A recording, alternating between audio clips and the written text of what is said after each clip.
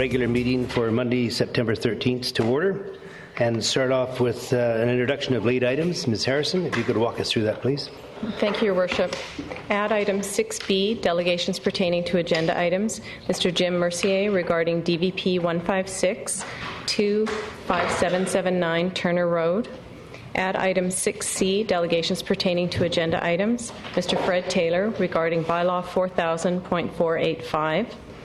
Delete item 11N, staff reports. Unsightly premises, 500 Comox Road. Delete item 11O, staff reports. Unsightly premises, 633 Hamilton Avenue. Delete item 11P, staff reports. Unsightly premises, 511 Milton Street. Add item 16B, correspondence. Letter from Mr. Neil Kimber, BC Hydro, regarding available funding for electric beautification projects. Thank you very much. Could I ask for an adoption for the agenda, please? So moved. Seconder? Moved and seconded. All in favor? I have a question on that. Okay. Yeah. Your Worship, I have a problem with item 11G points 3 and 4, where we are being asked to consider matters that refer to an LED animated sign bylaw, which is not in effect. And the way this is worded, we are asked to deny the requested variance to include an LED and animated sign, and that staff provide statutory notification and so on. It really is beyond me how we could consider something on this agenda, a bylaw or items that fall under a bylaw that is not in effect. I know where this comes from. We have been, or staff has been, subjected to a considerable amount of pressure from a particular applicant, and I don't think that's how this council should do its business. So I'm going to move that we defer 11G numbers 3 and 4 only, that we table that for the time being, and that we consider that at the next open council meeting, which is October the 3rd or the 4th. And I so move, if I can find a seconder. Councillor Johnston? Point of order, we have not accepted the agenda yet. Have we voted on that?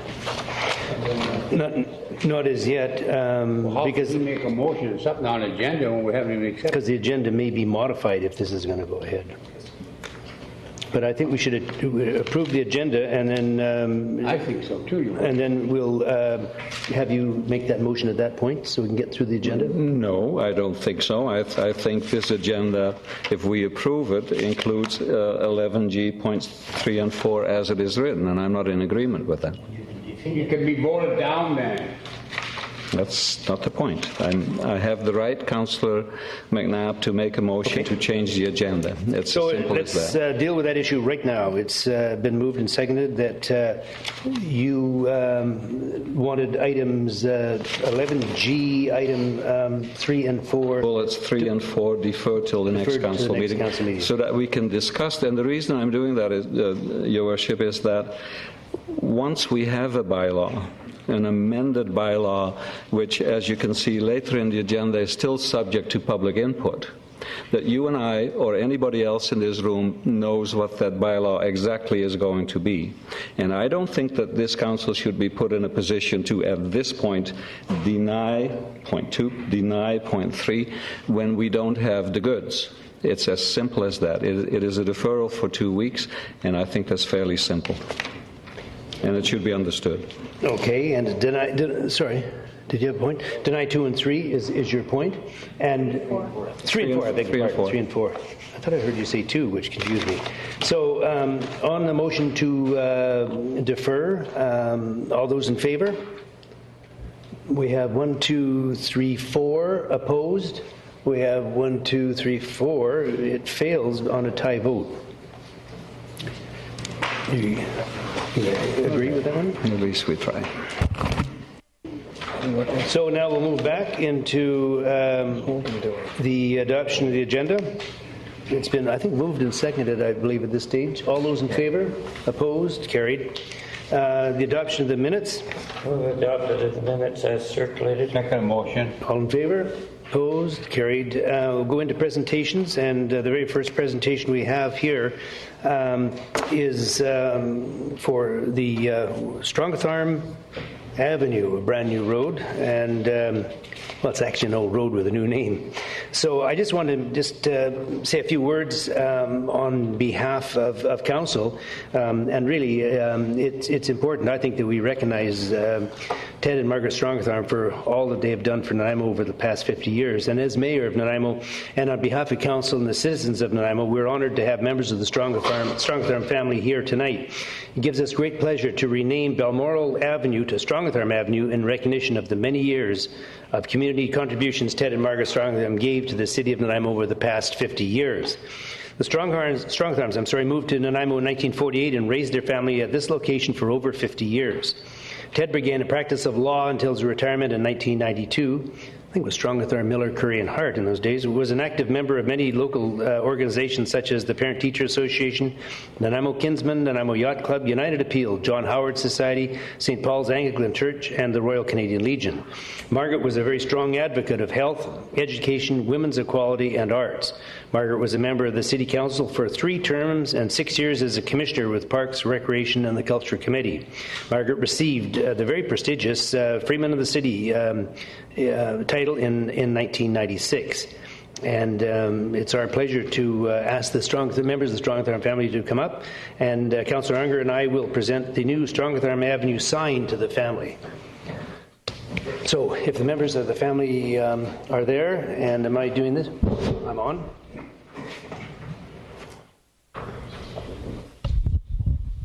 So let's go right in the center here. Right in the center here. Face the music, as they say here. We can face the crowd. That's quite all right. Turn your back on So, can we maybe start? Who would like to do the introduction? You're going to be doing that, so I think so. Turn it over to you. Thank you. Yes, I've been asked to say a few words on behalf of the Strongthorn family, and in particular with us tonight is my oldest brother, Doug Strongthorn, middle brother, Bruce Strongthorn. I'm Dean Strongthorn, and unfortunately our sister Marty passed away a few years ago from breast cancer, or the offshoots of breast cancer, so unfortunately she's not here, but also with us is Colin, who is my nephew and Doug's son. I was asked to say a few words, which usually it's who will actually say something, because everyone's afraid to say something. In our family, it's actually quite the reverse. It's who will not take the mic. It comes by somewhat honestly, because if anyone who knew my father, who was a barrister and had loved to stand up in court, and as I mentioned to Bruce, loved to take a sentence and make it a chapter, and certainly if there was anything to do with filibustering on council, as was evidenced a little bit earlier this evening, we certainly would fit the bill in terms of being part of it. I would like to thank particularly council and very much staff in terms of this great honor that's being bestowed upon the Strongthorn name and Strongthorn family, in particularly on behalf of both Margaret and Ted, our mother and father, who basically donated, as I say, more than 50 years to contributing to the city of Nanaimo. As the mayor mentioned, Margaret and Ted moved here in 1948. In tow was Doug, and I guess Bruce was probably 6 months. And basically since then, or after that time, as I say, donated their life to both family as well as the community. Dad practiced law for some 40-odd years in Nanaimo, and although there's a number of things that the mayor has pointed out, a couple of things that I in particular remember is that he practiced law in Nanaimo downtown in several different offices. But one of the fondest memories is the old Rendezvous, which unfortunately is not here anymore, but he used to go with Bill Curry, a partner in the law office, and they always used to have 2 egg rolls and a martini for lunch. And the other thing that I recall would be that he would on a Friday night always go with his good friend Dean Finlayson to the Legion for a beer to discuss politics. As it comes to politics, actually, between my mother and my father, my mother was actually much more successful at it, or our mother was much more successful at it. Our father actually ran for politics in the 60s as a federal conservative, and I think lost quite badly. However, our mother, as once again the mayor mentioned, ran both as a for a school board trustee for a number of years, was the chair of the school district of Nanaimo, and then for many years was on council. So as I say, certainly in terms of politics, it comes by it honestly. When it comes to my mother, just in terms of some memories that I have, my mother was always at meetings. She was always a tad late, which I think is in our genes, because that's usually the way all of us are. And I learned to cook at a very young age because my mother was always at council meetings. In terms of mother, she, as I say, was very much involved in the local community. As the mayor's mentioned, was involved in many things and received a number of awards. But I think in terms of, if you look back, and including the Order of Canada and the Freeman of Nanaimo, but I think if you look back, and if she was here today, she would think probably her fondest memories would be, although not in this council chambers, in the old City Hall, the council chambers, doing the city's business, and probably her most proudest accomplishment of the many things that she actually did throughout her life was the development of the Port Theatre. So basically, on behalf of the family, I would like to thank council and staff and all of Nanaimo for, as I say, bestowing this great honor to the Strongitharm Arm name that will have a lasting memory of the legacy of our father and mother. Thank you very much.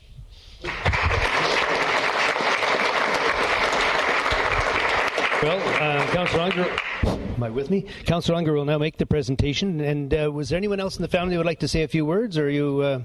Good. You're good. Okay. Well, a little tighter. Here we. Are we in there now? The camera has to go there. Got it? Yeah. Oh, that's better. That's better. Is that your wallet? Or is that? Oh.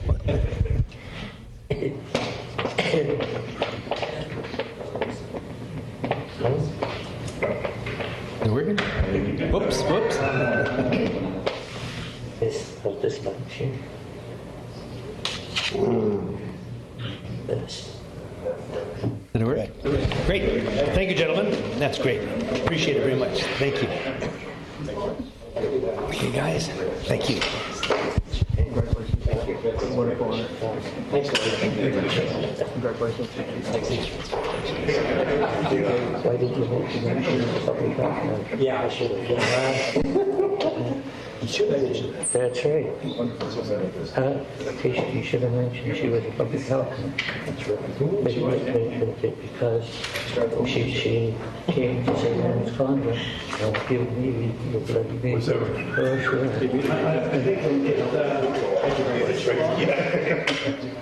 You might have to tiptoe over. Oh, there we go. I just want to point out, Councillor Sherry just reminded us all that Margaret Strongitharm was actually a nurse, a public health nurse, and he remembers distinctly because, of course, she gave him an injection, which he long remembers. So I might just point out that Councillor Sherry is still standing slightly. Took a little while to get through. Anyway, the second presentation is from Mr. Terry Ryan and the Nanaimo Webtide Swim Club regarding the city's support for the Canadian National Masters Swim Championship that's held in Nanaimo in May 2010. And with that, we'll get Councillor McNabb and myself to come forward. I should ask Mayor first if I can go up there.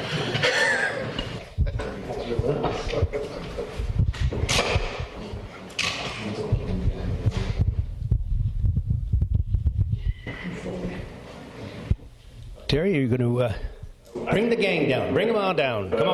Come on down here. We're going to get them all here. Oh, my goodness. Certainly the man with the check, we want him down here. Yeah.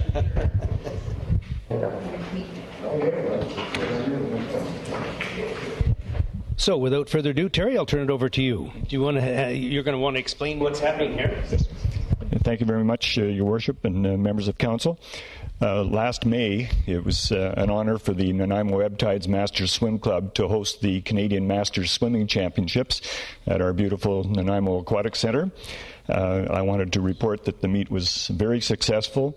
We had to cut off our number of swimmers registration early because we'd reached our limit of 600 swimmers. We had over more than 250 volunteers from the community helping us out.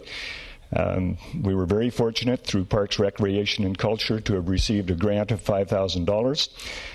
which provided some seed money to allow us to do the planning for the meet. And the meet was successful beyond our wildest dreams, really. I think it was a great opportunity to showcase Nanaimo and the Aquatic Center, and also our new state-of-the-art electronic scoreboard, which was a very, very important piece of infrastructure for the swimming community and for the pool as well. Because we were so successful, oh, by the way, we had 88 provincial and national records set in our pool, and there were 4 world records set during that swim meet as well. Because our meet was successful, we've wanted to give back to the Nanaimo community, and particularly the swimming community, and we have, it's our pleasure today to present to the City of Nanaimo a check for $10,000, which is...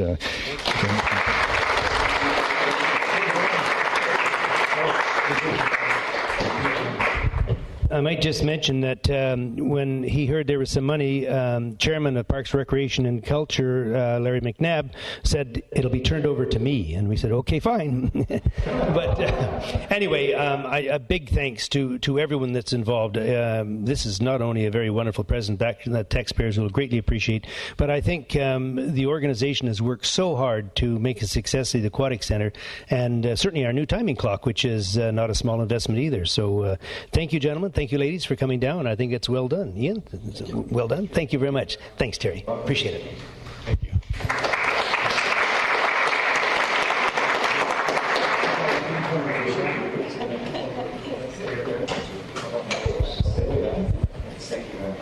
Thanks. Thanks.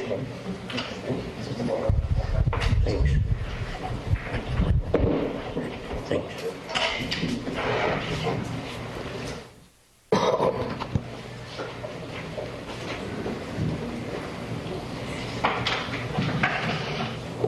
Okay,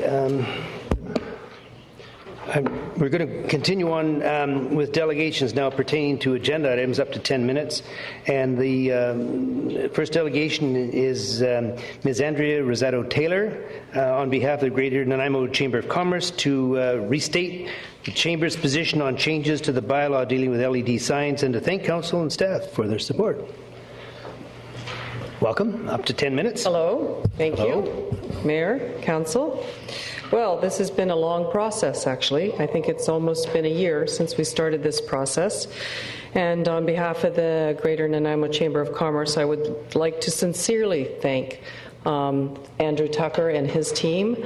I think the Chamber, along with the DNBIA, Bill Carter, Wally Wells of Wells Infrastructure, Steve Laird, Wheaton Pontiac, John Winia with Harborview Volkswagen, Bill McKay of Signage, Jim Meese, I'm saying his last name wrong, but at Boston Pizza. I guess I'm giving this list of names because I'm trying to show how hard all of these people worked together to try to come up with the best bylaw possible. It has compromise in it. I think it was very well thought out. A lot of work has gone into it. It is a complex issue. It has appeared that we have come a long way, and it was very much a collaborative approach. It does have challenges, but they were not insurmountable. There originally was quite a challenge between the DNBIA and the Chamber's stance, and I think we worked very well along with the city planners to come to a compromise that suited everyone's needs. And also that of all the businesses and the broader community. The revised bylaw will send a message to investors in Nanaimo that we are progressive, that we are cooperative and welcoming, and that we do understand new marketing strategies. And in this very tough economy, I think we really can understand that businesses are looking for all the best approaches they can to let their business be known. Furthermore, the revised bylaw does send a strong message of support to existing businesses that are here, that are paying taxes and employing residents. Thank you. Thank you very much. Now, before you disembark, there's a couple of questions, and the first one we have is Councillor Beswick. Okay. I'm sorry, Your Worship. It was in reference to the earlier agenda topic, then we voted on it. So you can remove by name. Okay. Same, fine. And yours? Councillor Patchy. Thank you, Worship. Good evening, Mr. Alexander Taylor. I have a bit of a comment, and then I have a couple of questions for you, if you don't mind. I remember some time ago when you appeared before this council during a public hearing on the same subject, where you exhorted this council to embrace the technology that comes our way in order to do commerce and business in this city, and I agree with that. In fact, you used a really good example, I think. You, if I remember correctly, you used the example of a store that sold purses or handbags that you expected your cell phone to go off in your own purse to alert you to the fact that a sale was coming up and that you would dash out and go and buy that. I'm absolutely fine with that.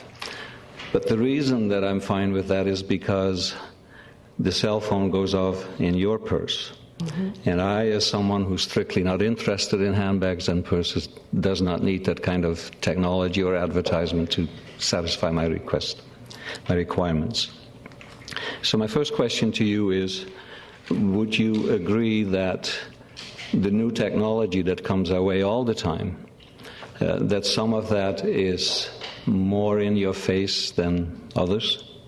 And would you be able to agree that there is a significant percentage? We have some stats that told us that 52% did not want LED signage at all, whereas 48 did, and then 70% of that 48, of course,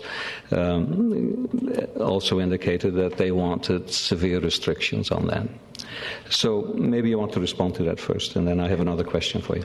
I think it's always difficult for any one individual to try to make a decision based on one's own personal interests. I often use an analogy when I'm working with people on marketing that if everybody just wanted vanilla ice cream, Baskin-Robbins would never have come into play. So you may not like that kind of technology, but obviously people like you and I, Luddites, are not the majority, because people love flash, people love technology. When something comes out from Apple, everyone goes down to that store to see what new technology they can acquire.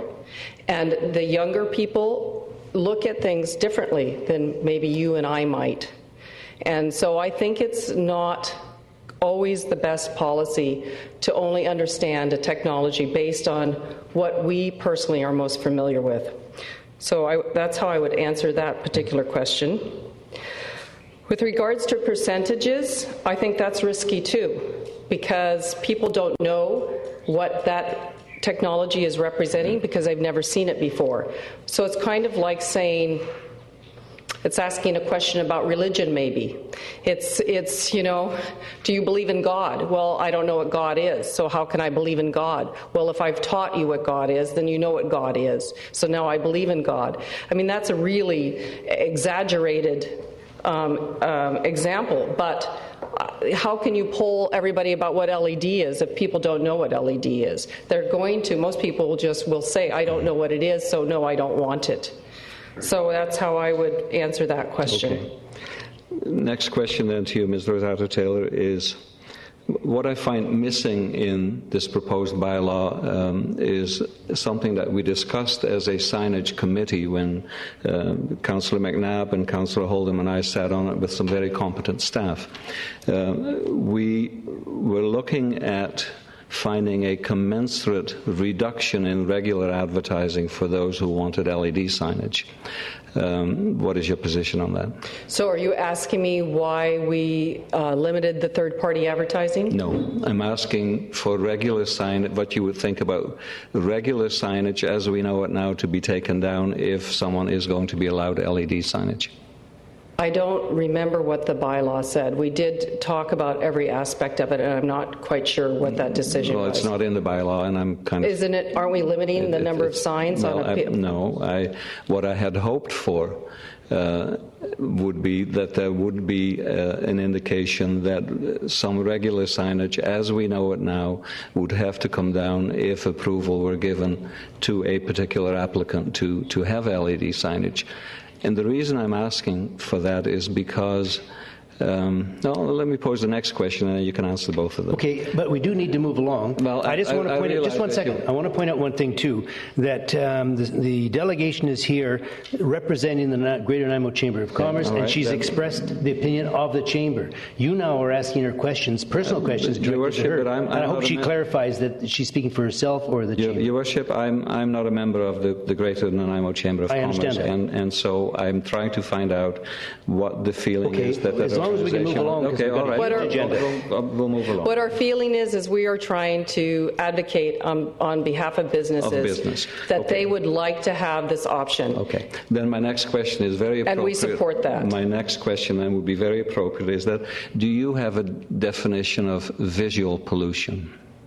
Do I personally have one? Does the chamber have one? I'm restricted to asking. No, the we do chambers. not have a definition, but there you. are definitions out there, I'm sure, that we Okay, could and look then one the up. final question, Your Worship, is one that I have been thinking about whether I should ask it or not. I've been hesitant, but I'm going to ask it anyway.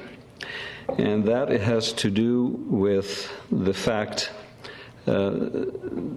it has to do with enforcement of the law as we know it now. You realize that this council and we as individual members of council are sworn to uphold the bylaws of this city. That's part of our job. There has been a member of your organization who knowingly and consistently has thumbed his nose at that bylaw. I think there are many people who thumb their noses at bylaws. The point is that he has. And I can't speak on behalf what of I'm that. hoping that the answer from you will be is that the Greater Nanaimo Chamber of Commerce, being a law-abiding organization, would not condone that kind of behavior. Of course not. We don't condone that kind of behavior. Thank you very much. Okay, bye. Councillor Sherry. Oh, one more question before you go. Councillor Sherry. You just about made it. It was close. It's very interesting when you identified whom the chamber had on that committee and sit That with wasn't all the people on the committee. Those were people that, this was collaborative. We talked to a lot of different people. The committee was not that large, but I wanted to let people understand that there were a lot of interest in this conversation. And so we talked to a lot of different people. and I appreciate that. It just wasn't the president and the vice president of the chamber sitting down with staff going over it. Because one of the things that surprised me out of the whole process, and I would imagine there could have been, I was surmising that there could have been a lot of discussion when I see in this proposed bylaw 100 square foot. Was from your point as sitting at the table and the number of people that you had around the table, was there much discussion on the size? There was discussion on every aspect of this bylaw, but as everybody knows, that you have to get to some kind of an agreement, and there's compromises on both sides throughout this entire bylaw. So the size was under... Sizes are always an issue, yes. Thank you. I see no further names. Thank you very much. Thank you. I appreciate it. Okay, that deals with the delegations, and No. well, we have another one. Sorry, hang on. Two more. I got the wrong sheet again here. So we have Mr. Mercer, Mr. Jim Mercer, regarding DVP 156. Welcome, sir. You have up to 10 minutes.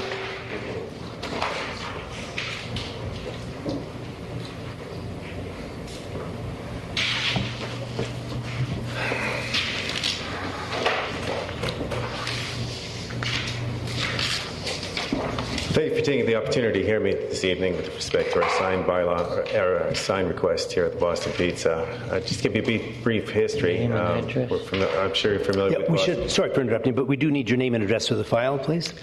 Oh, I'm sorry. My name's Jim Mercier, and with the Boston Pizza here in Nanaimo. Do we need more of an address than that, or you're happy? Okay. Oh, the address? Okay, number 2, 5779 Turner Road. Okay, thank you, sir. Okay, Boston Pizza is the largest franchise in North America for family dining franchise. There's over 350 Boston Pizza locations in North America. In Nanaimo here, this particular Boston Pizza has had 4 operators over the last 12 years, myself being the 5th operator that's coming into this market. A substantial investment in any of these franchises. This particular one ran about $2.7 million. Each of the previous owners that had gone into it had put in approximately about $1 million from their subsequent investments as they took it over. These were talented and skilled business people that had come into the market. Not anybody can just open up a franchise restaurant and put the commitments involved in running one of these. Unfortunately, it's been a difficult go, especially at this location here in Nanaimo. Us being the 5th owners have experienced these difficulties in the market and at the location that we have here on Longwood Station. As a matter of fact, when we took over this location, the corporate Boston Pizza was reluctant to actually reopen this particular location here in Nanaimo. It took a fair bit of convincing on our behalf that we could actually turn it around and make this location a going concern here in Nanaimo. The big concern has always been, from Boston Pizza's perspective, the visibility and its proximity here in Nanaimo along the highway. That it's a hidden location. Of course, corporate agreed with us that we could take it on, and we convinced them that we could pull together some exposure, some marketing, and get the signage issue resolved, is what I believed when I came into here. It was a requirement that corporate had, that we have signage out there in front. We're the only Boston Pizza in North America that actually doesn't have a sign, or a standalone sign. The facilities is a good facility. It's a modern facilities. It has some national carriers on it. It's got a large volume of traffic that goes by there. There's no reason that this franchise or this location shouldn't be successful. It's with the flow of traffic along there, with the type of mall, the complex, and the community, it is a natural location to be a successful operation. This is the location here you can see on the screen. It's a beautiful building. It's surrounded by shrubbery. It's on a raised area at the corner of Turner Road. It does have some visibility issues. As I've said here, it's surrounded by trees. The building turns away from the main highway. It's raised about 10 to 15 feet, and there's other clutter being outbuildings, the garbage buildings, the roof lines, obstructions, the angle of the building, on how it's been put there on the corner. A typical Boston Pizza will be located with a clear view, much like we have in the Parksville Boston Pizza, and clear of any obstructions and decent visibility. This Boston Pizza itself even has a 35-foot sign outside in front of the location. Just to give you an idea about the performance of this particular location, and we're talking about the most successful chain in North America here. Parksville is a $2.3 million store. Campbell River is a $2.6 million store. Courtenay, with 62,000 people, is a $3.2 million store. With 86,000 people here in Nanaimo, it's a $1.4 million store. It's the lowest performing Boston Pizza in Vancouver and on the island. We did a study also with respect to this location here. We had a survey done up for us, and we surveyed 357 people at 3 different locations throughout Nanaimo. Now, of the people that we surveyed, 100% of them had driven between the Woodgrove Mall and Town Center. So they've driven right in front of the Boston Pizza. 91% of those were familiar with all of these locations, being the White Spot, Pizza Hut, Montana's Cactus Club. Okay. Now note the Cactus Club is actually right beside the Boston Pizza in a cleared out location, clear of obstructions. 34% of those people that were surveyed could pinpoint the Boston Pizza. Okay, the remainder couldn't, although 100% of them had driven by the Boston Pizza at some point. Just to give you an idea, as we approach the Boston Pizza from 500 meters, half a kilometer at 80 kilometers an hour. It's an uphill incline, and the road curves to the right as we go up. So you can't see the mall at all. 400 meters, 350 meters, 300 meters. At this point, you can see both of the sides of the Northtown Mall. We continue up 200 meters. We can see the next mall complex's signs, both of them, but you can't see the Longwood stations. 100 meters, you get your first sighting of the Longwood station sign. About a second and a half later, it's obscured by trees. At 75 meters, and no identification of the Boston Pizza or the mall. 50 meters. 30 meters, and that's all you have. At 80 kilometers an hour, you have about a 1-second decision to make a turn or decide where to go. Generally, people coming off the ferry are transiting through the area that aren't familiar with the area, continue on. 80 kilometers an hour, it's immense vegetation. There's no time to identify the location or make a decision. And remember, Boston Pizza is a national chain. It's something that we recognize right across Canada. And the reason we go with a franchise is that we are able to capture a lot of the market from people coming across from the mainland, people traveling through the town. That's where the branding, the marketing, the national marketing comes in as a key component to make people stop here in Nanaimo, spend their money here in Nanaimo. That's the advantage of a franchise. The only acknowledgement that you have of the Boston Pizza is actually when you're stopped at the intersection at a 90-degree look right across, and still, it's very limited, and the trees do obscure it significantly. Coming the other way, it's 53 seconds back or 700 meters. If you look on the left-hand side, you can see the other mall signage already, both sides, at 700 meters. You can't see the Longwood station at all. 500 meters, 400 meters again, still can't see the Longwood station or any of its signage.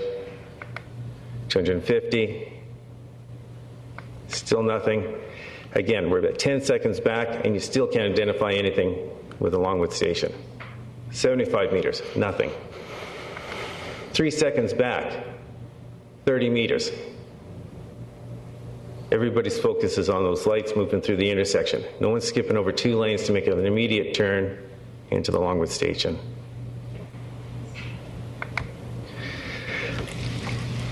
There's been 4 failures at this location. I don't want to be the 5th. I do need to address the branding, the visibility here.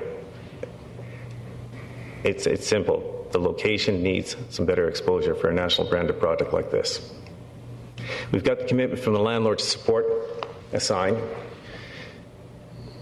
From the beginning, the landlord acknowledged that it would be a challenge. Our conversations with Ralph Heisinger and First Capital was one of jest. When he put it forward that I wanted to put a sign on our lease, it was taken as a joke, that it would never get approved by staff, and that if I could get it through, I was doing a better job than they could do.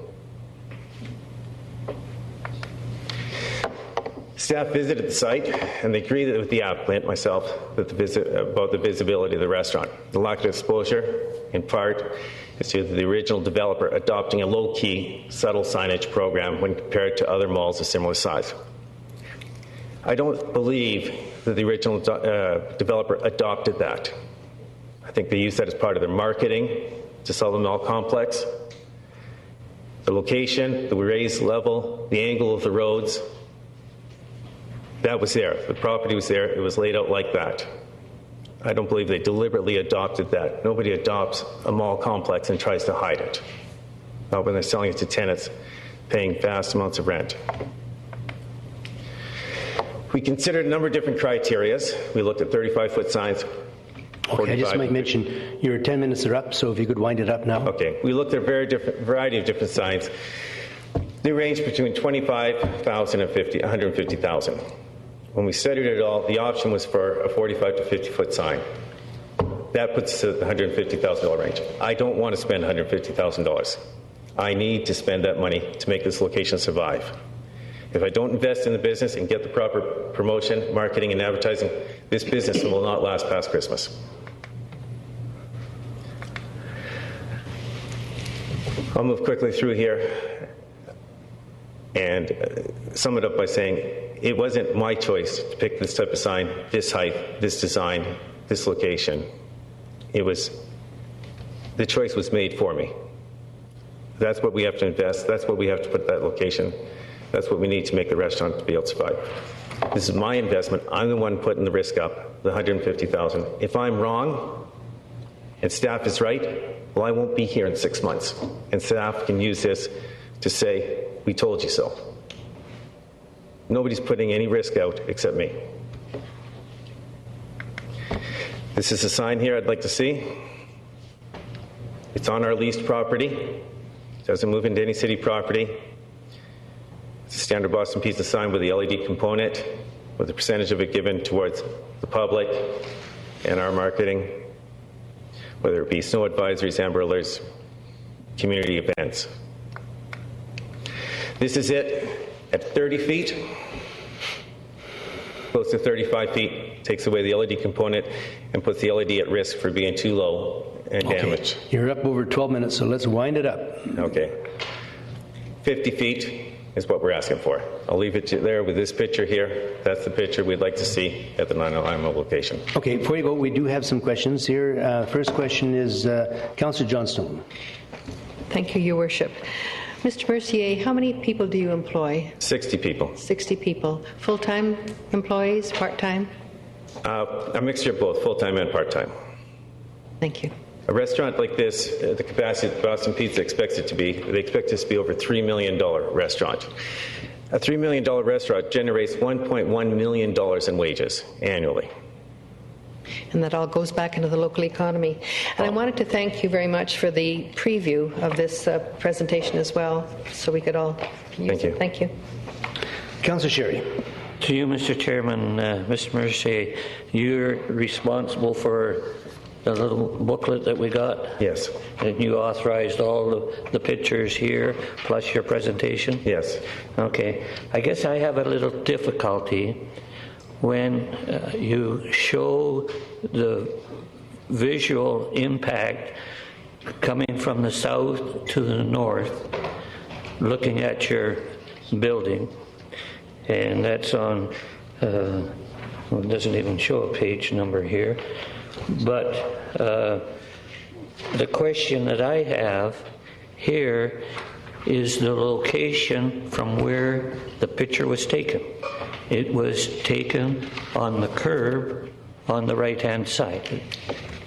Yes, it was taken from the curb, and I wasn't going to step onto the traffic, forgive me. But I think from our survey, it showed 100% of the people in the survey had commuted between and past Boston Pizza, and I think everybody in this council has also commuted down that road. And since this has come to light, I'm quite convinced that every single one of the council members and staff members is driven by there and tried to identify the location of the Boston Pizza. I don't think those pictures embellished by any means whatsoever. As a matter of fact, the problem is, Ms. Mercier, when you show the signage coming from the north to the south, you also stay to the right-hand side of the road coming down there, which gives a much bigger picture of not only the location where you're at, but the mall across the street where you're making reference, that they see that first. And I suggest to you that when I drive north and I'm either in the center lane or the curb lane, the position of myself as a driver would be able to see what sort of advertisement that you have at that location. That I think, from my personal thing, is that you're overemphasizing the negative part of the signage from where you are located. And Mr. Sherry, I beg to disagree, because we made every effort to make a realistic perspective so that nobody would question nor challenge. And I think if you've taken those pictures and you've transited down the road, whether you're a couple of feet over on the other side, it will not make a difference whatsoever. Well, I beg to differ on you, because when you're looking down the straight deal, and you know the property owner south of where your location has the trees and like that, and I don't know if you people have contacted them to possibly remove some of those to expose the mall a little better. But when you get out into the center of the lane, it gives you a much wider view of the complex. Okay, sir. We have one last question, I think, from Councillor Patchy.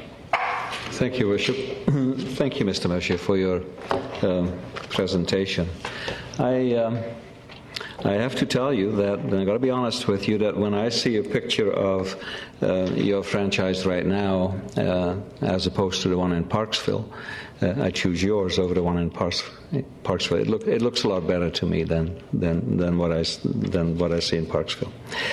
How long ago did you buy this franchise? 13 months ago. 13 months ago. Were you aware at that point that there were 4 previous owners who, for one reason or another, could not make it? What does it mean to you when I say location, location, location? I think it's obvious what everybody thinks of location, but there's ways of enhancing location. Do you think the advertising that you're asking for will correct that mislocation? To the point that I'm willing to invest the $150,000 in capital. And if I'm wrong, then the sign will be gone. Okay, one last question. I think by your presence here, you know that I'm not too happy about LED signage. But I want you to succeed. I don't want to be an impediment just because of that. Staff has recommended a sign that would not be taller than 30 feet. You want 50 feet. That's correct. Question to staff then, is there a compromise possible between that? Your Worship, certainly the compromise is always up to Council's purview. The staff has laid out the report and our recommendation. It's now up to Council to deliberate between yourselves on what you would see acceptable for the community. Thank you. I put it to Council that the bylaws on a mall complex of this size do permit, within your own bylaws, a sign up to 45 feet. It's staff's decision to put it at 30 feet or propose 30 feet. But your own bylaws do allow for a sign at that location, a second sign at that location to a height of 45 feet. All right. As a follow-up then, Your Worship, I know that our staff has had considerable pressure from you to take into account your desire to have LED. What would you say if to someone like myself who believes that we cannot deal with that until we have a full and operational LED signage bylaw in effect? I guess basically what I'm asking you is why the pressure if 2 or 4 weeks will make a difference? I mean, I'm here at the mercy of Council, and I live with the decisions that Council makes. I have no choice. Okay? I'll make the decisions that I will live with those decisions. For the sake of the business, I hope that they're the right decisions and that they're acceptable both to the free market enterprise, to the Nanaimo, and to the staff that work there. Okay, thank you, Mr. Moshe. Councillor Holden. Thank you for the presentation. I'm certainly considering your application seriously. I just would like to know if you had to make a choice between the height and size of the sign as opposed to the LED portion of it, which would you find to be more important and more significant to your business? I'm a firm believer that both are needed. It's a component of marketing in today's society that whether we like it or not, That's the technology that's coming. That's the technology that's going to be there. That is the standard. I mean, I was just back in Calgary, and they're no longer putting up the billboards. Patterson is all going to LED signs as billboards everywhere throughout Alberta and in the major cities. We're not going to stop it. We can work with it. We can bring into effect the requirements that we'd like to see, but we're going to have to embrace it one way or the other. This council's not going to stop LEDs. This council's not going to stop technology. It's coming. And if it's not before this restaurant moves on, it'll be next year or the year after. So all we can do is embrace it and work with it. But just in terms of identification, and as one of your consumers, and who stopped at Boston Pizzas from one end of the country to the other, I guess, I've always identified them by the sign. I have never had any difficulty knowing what the business is from the significant signs that Boston Pizza always has. And I see what you're talking about in terms of the visibility of this particular location. I guess I'm wondering if the LED certainly wouldn't attract me any more than the original sign already does, because it's, of course, what has attracted me in the first place. If every tenant in that mall had an LED sign, would that diminish the effectiveness of yours? No, I don't believe so. I mean, that location has paid a premium to be at that corner along the highway. And I'll continue to pay that premium for that location. I mean, Boston Pizza wouldn't set itself back into as a destination location. It's an exposure location where traffic comes by and they identify. The LED component, I mean, we feel is necessary to grow the business. I mean, the staff was asking me when I was in last time about opening up late hours. They said that there's an issue here in Nanaimo that no business is opened up after 12 o'clock for restaurants. And my response to them was, how do I advertise that? How do I promote that at 1 o'clock in the morning that we're open? Okay, thank you. Mr. Swaby, did you have a comment? Your Worship, I just wanted to be sure. I heard a couple times about what the variance is about, and I was going to have Mr. Tucker just remind Council what the variance request is, because it's actually the sign itself. You only allow one freestanding sign per road frontage in a mall. There's one existing freestanding sign on the Longwood Mall station, which is undersized, could be increased in size under the current bylaw, but this application has multi-facets to it, one of which is to ask for a second freestanding sign on the Island Highway. So I'll just have Mr. Tucker go over the variance request. Mr. Tucker? I think Mr. Swaby's taken most of what I was about to say, but as Mr. Swaby says, it's one sign per frontage, and there is an existing freestanding sign on this frontage.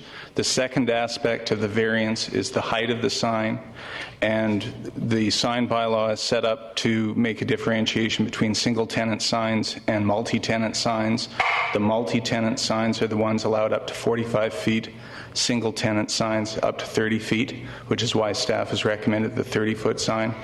The LED component, as you know, is elsewhere on tonight's agenda, and until Council has given direction on the LED component, we made the request to Mr. Mercier to withdraw that component, but he wanted to proceed on that basis. So all three elements are the subject of the variance. Okay, Councillor Beth. If we look at the picture behind us right now, we look at the shopping mall, and I do see two signs along that highway. Although one is, from city planner's perspective, is for the Turner Road. It doesn't face the Turner Road. Yes, Your Worship, it is worth clarifying. In a mall situation, it's one freestanding sign per road frontage for a total of 3. The reason it appears that there's 2 in many locations is that the Turner Road sign in this location for the adjacent mall is close enough along the Turner Road frontage that it looks like there's 2 along the Island Highway. And that can be the same with Longwood Station as well, or any other mall that has a corner location. It may look like there's 2 signs, but there's actually 1 per each frontage. Okay. Councillor Beswick.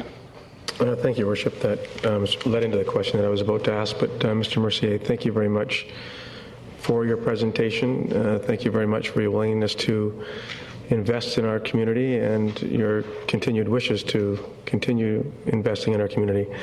I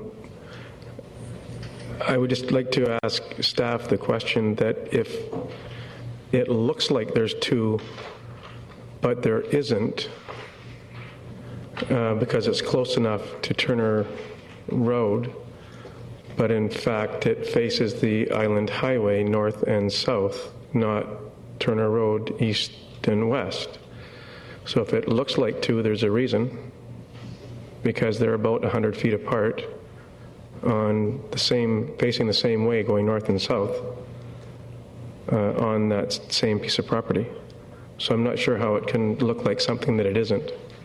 Your Worship, the other freestanding sign for the Longwood Station, the original developer chose to locate the freestanding sign further up Turner Road than the adjacent mall across the street, which chose to put the freestanding sign that's on the Turner Road frontage closer to the Island Highway. That's the only difference. And my second question then would be, is it reasonable to assume that the contour of the property of that northern strip mall is roughly 20 to 25 or 30 feet above highway grade where the Boston Pizza location is, therefore rendering a 30 or 35-foot sign on the north side of that property high enough to get that necessary visibility? Is that a reasonable assumption?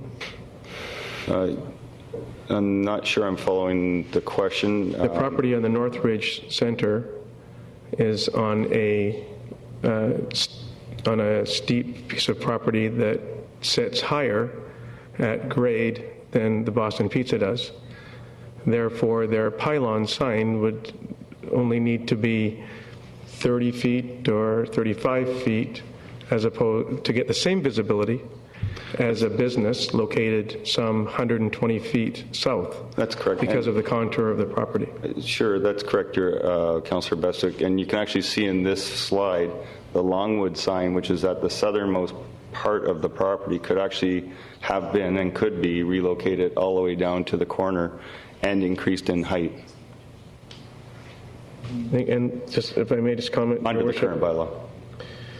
The suggestion to talk to a neighbor to cut down trees, I'm sure people would, we talk about that when we're trying to have a nicer view corridor for waterfront. I can only imagine how that would go over. And the analogy of height and static signs versus LED signs is kind of like a bikini versus a one-piece.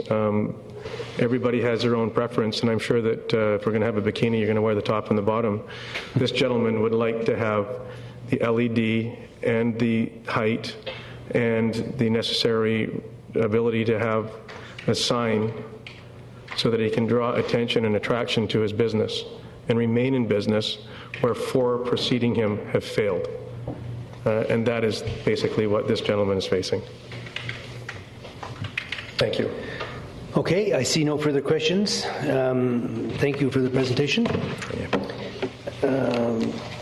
This item will obviously come up later in the agenda. And the next delegation is Mr. Fred Taylor. Mr. Taylor, welcome, sir.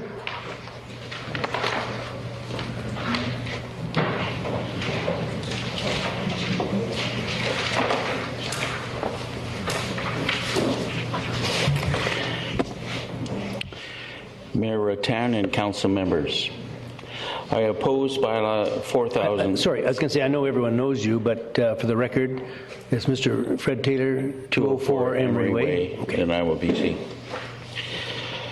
I oppose bylaw 400485. I believe this proposed bylaw should include student housing as a permitted use, subject to a housing agreement stated in the uses. I also oppose bylaw 400491, which is RA 242. The City of Nanaimo, especially Council, and senior City Hall administration are well aware of parking problems within the residential area of the east side of Wakeside Avenue opposite Vancouver Island University. You have a $95,000 parking study by a consultant, in my opinion, reworked to your satisfaction.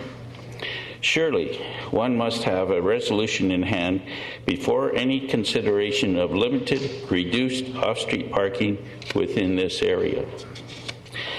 Just visit the area today. I estimate from last year over double the number of vehicles intruding into this residential area. One may compare other on-campus student parking, as your report has done, but just a minute. Additional overflow on-campus parking is always nearby, not residential areas. Bylaw 7013, a bylaw to regulate development parking states, in the case of a use not specifically mentioned, the required number of off-street parking spaces shall be the same as for a similar use. I understand multiple dwelling units require 1.66 spaces per unit. With 25 units, I calculated a demand for 41 spaces. The proposal is to provide 1/3 the amount, 15. Can one offer for rent a dwelling unit only to those without a vehicle? I suggest not. You don't have that right. Why is there ample parking spaces at the low-cost project corner of Meredith and Bowen? Why 25% more spaces on tonight's agenda for a development proposal at 6414 Portsmouth? Somebody have something against the well-established Harewood residential area? The resolution, sufficient parking, whether on ground or on the roof, is a must before any further consideration by those who represent the Harewood residential people.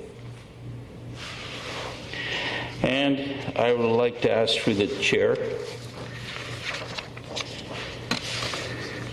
I imagine to staff, without mentioning any names, I punched this developer's name into the business license, and there is none. Is it now town business? Proposing this development, changing our bylaws, and all that sort of stuff? Do they do this in wherever they're from, if that's the case?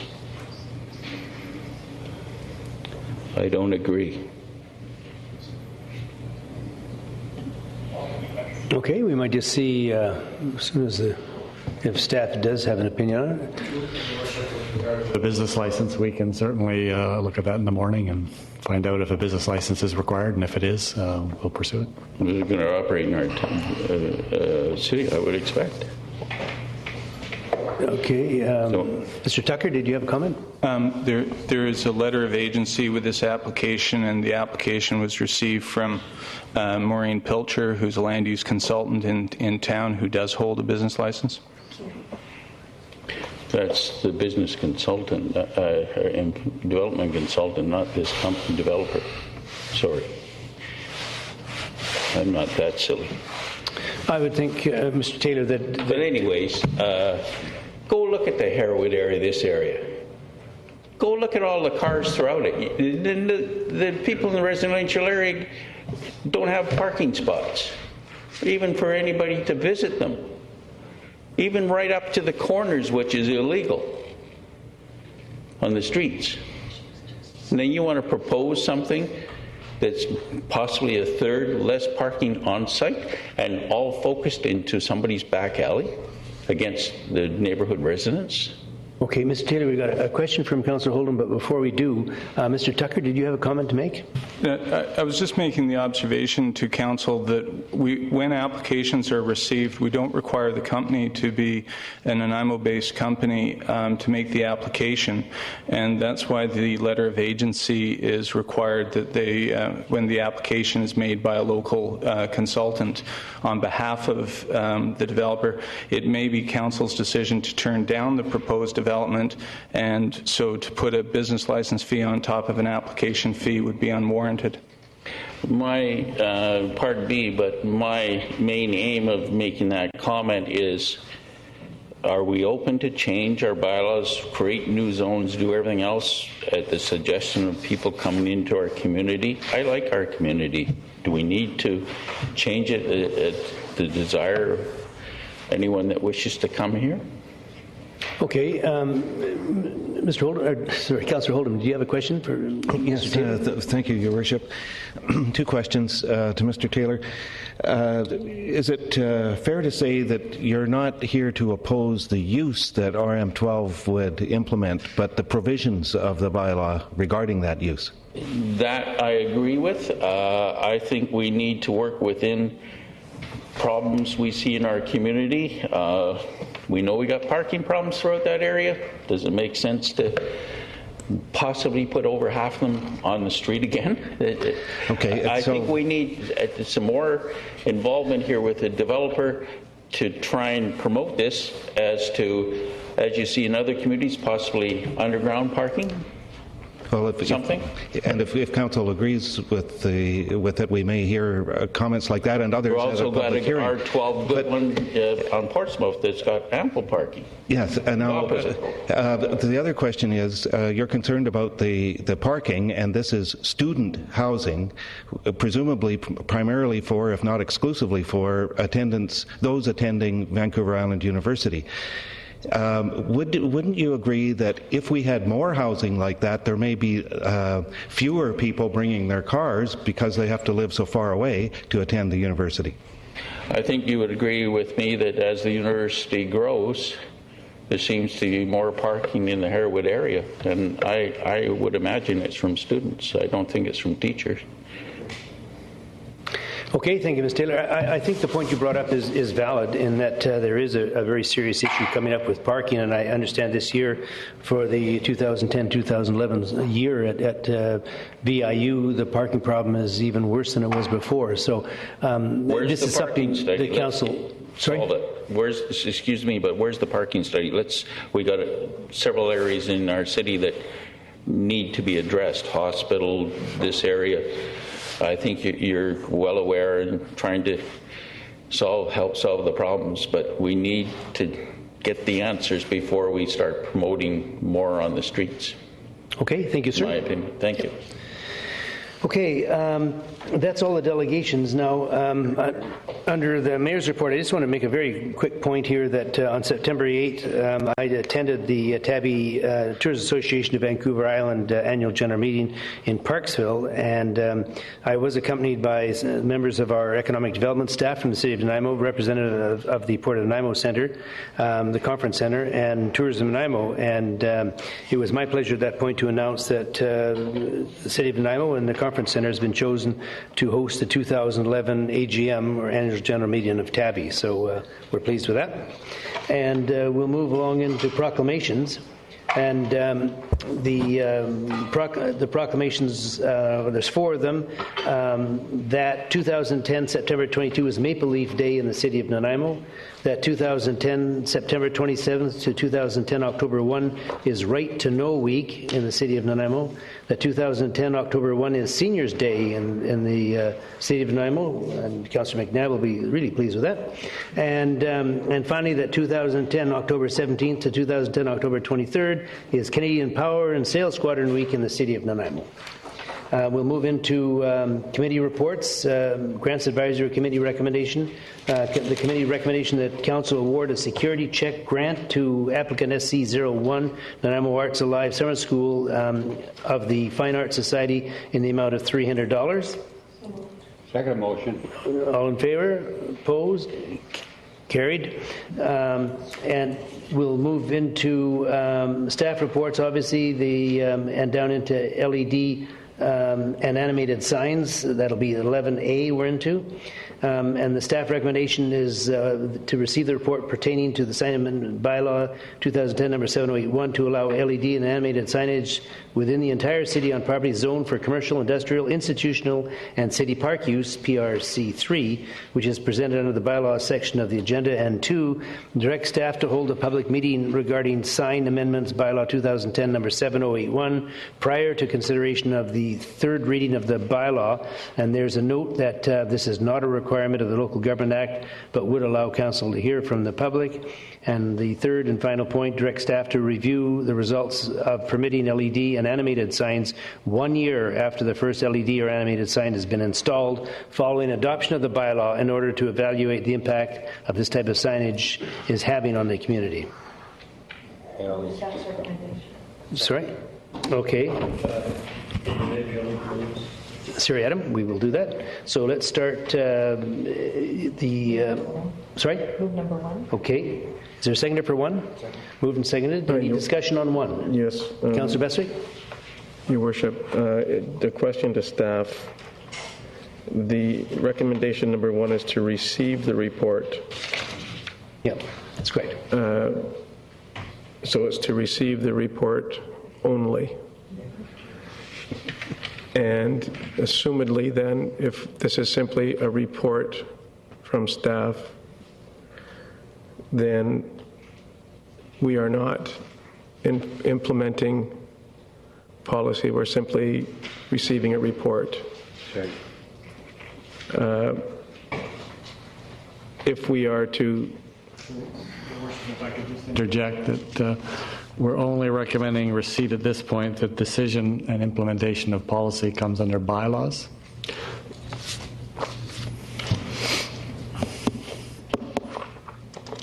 Okay, I will retract that. Okay. Councillor Sherry.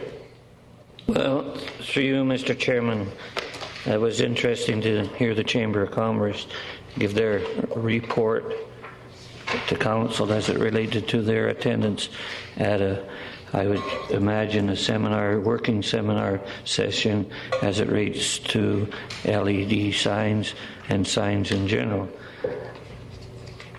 Through you, Mr. Chairman, to staff, could you please give me a date as to when this meeting took place?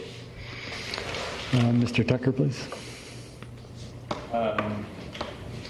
I would say it was either mid-June or mid-July, but the date itself escapes me. It was early summer. Early summer. Now, I guess I have difficulty with not receiving a report from staff as it relates to that seminar session, as it relates to the subject of LED lights and signs. Because what we have had over the past, that this sign business as it relates to LED signs started in 2008 or sometime prior to that. So there's been ongoing, it's been to a committee, we've had an open house up at the Nanaimo Ice Center, and that where was a drop-in session by signage people and everything like that, with some recommendations, some feedback from members that attended, at least to myself, and that. But I have not seen a report or a synopsis as it relates to what's gone on at that particular meeting as it relates to this item. Because to tell you the truth, when I see the 100 square foot, I was amazed, because I was looking at 300 and 400 square footage in the signage, and at the 100 I could live with. But 300 and 400? No, I'm sorry.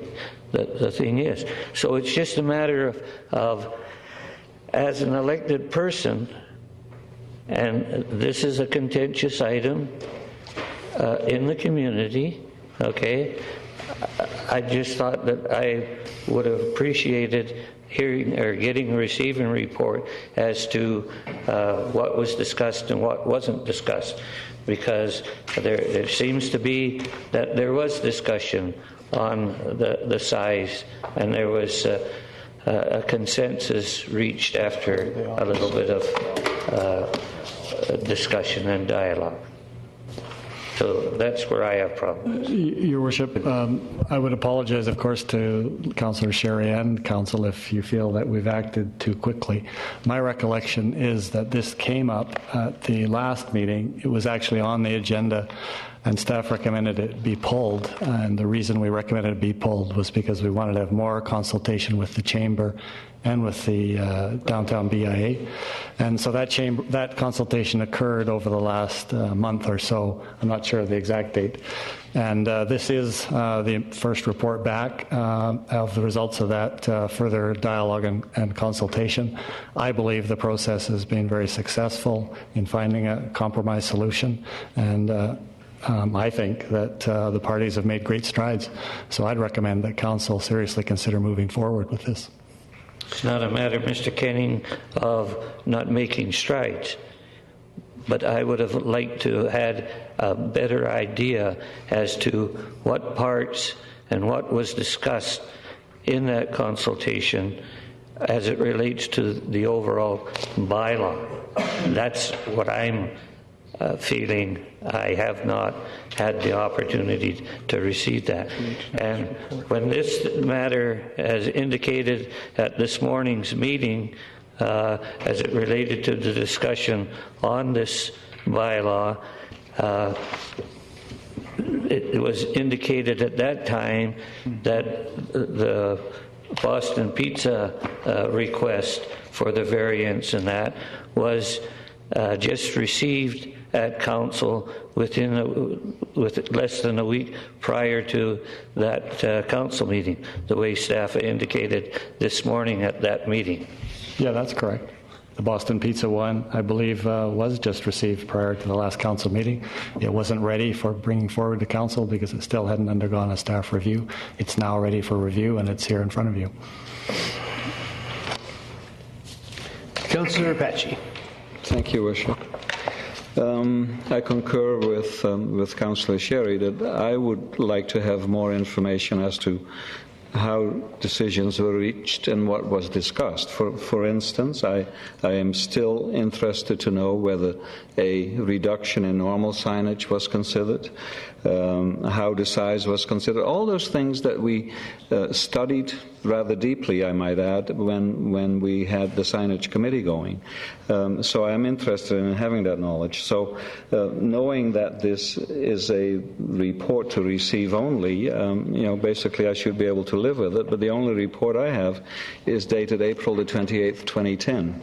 And a lot of discussion and a lot of things have happened since, and I think I would like to be updated before I even receive that report. So I shall not be voting in favor for it as it stands right now. Okay, Councillor Oldham. Well, Mr. Chairman, I just wanted to point out that the motion is to receive the report. Hard to, I'm not sure why one would vote against that.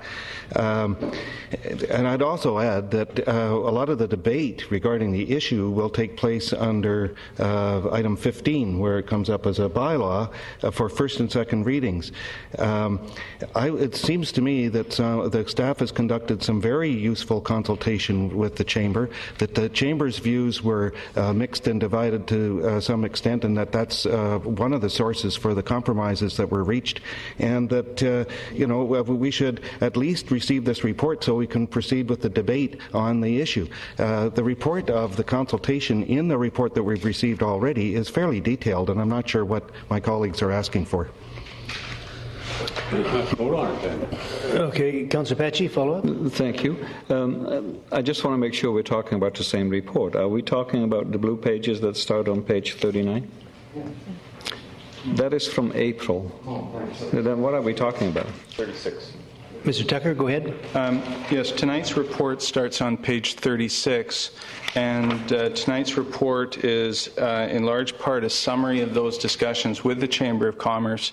To summarize for the wider audience that might be listening, a lot of the discussion focused on the use of the transition from one static image to another as opposed to continuous video streaming. In previous reports, there had been that it would be static images only, and there was a strong expression from the Chamber that that is essentially hobbling the new technology and preventing it from being used to its fullest. The transition that's being recommended is that a 3-second transition between 6-second static images. So you would have about a 1/3 time period where there's a transition or some sort of animation effect in process, and 2/3 of the time would be the static image.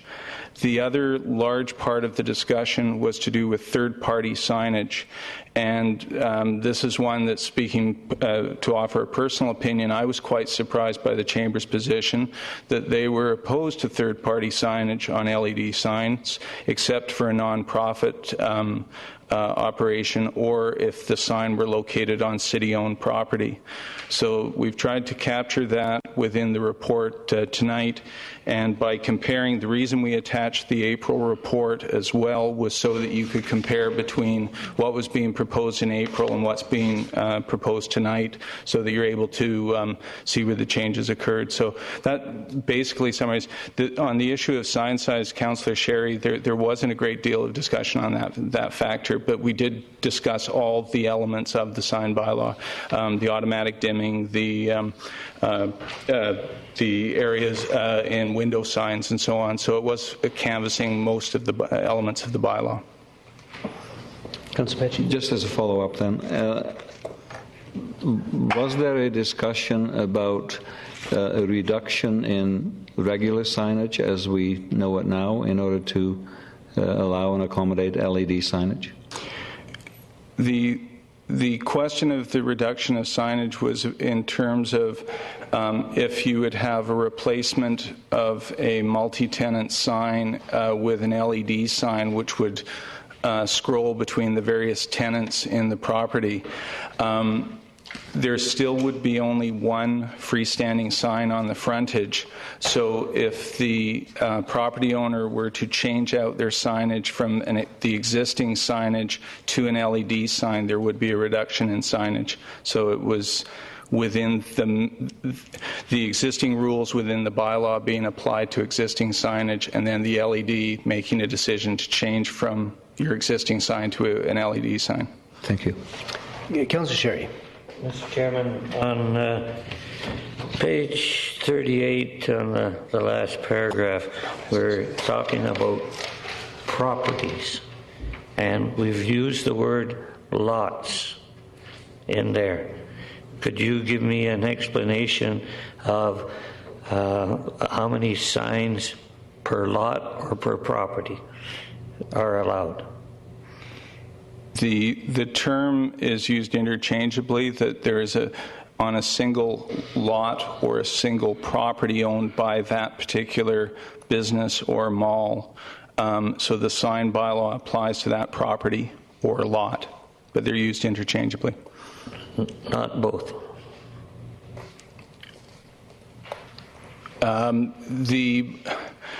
The both I could see in a strata situation where there is a strata lot where a mall has been stratified and there are individual strata lots within the mall, but the sign bylaw is worded in terms of the square footage of the overall mall. Thank you. Okay, I see no further questions. So on item 1, to receive the report, all those in favour? Opposed? Motion carries unanimously. Okay, on item number 2, direct staff to hold a public meeting regarding sign amendment bylaw 2010 number 7081 prior to consideration of the third reading of the bylaw, and note that this is not a requirement of the Local Government Act but would allow council to hear from the public. And can we move this and second it to get on the floor, please? Okay, moved. And is there a seconder? Moved and seconded.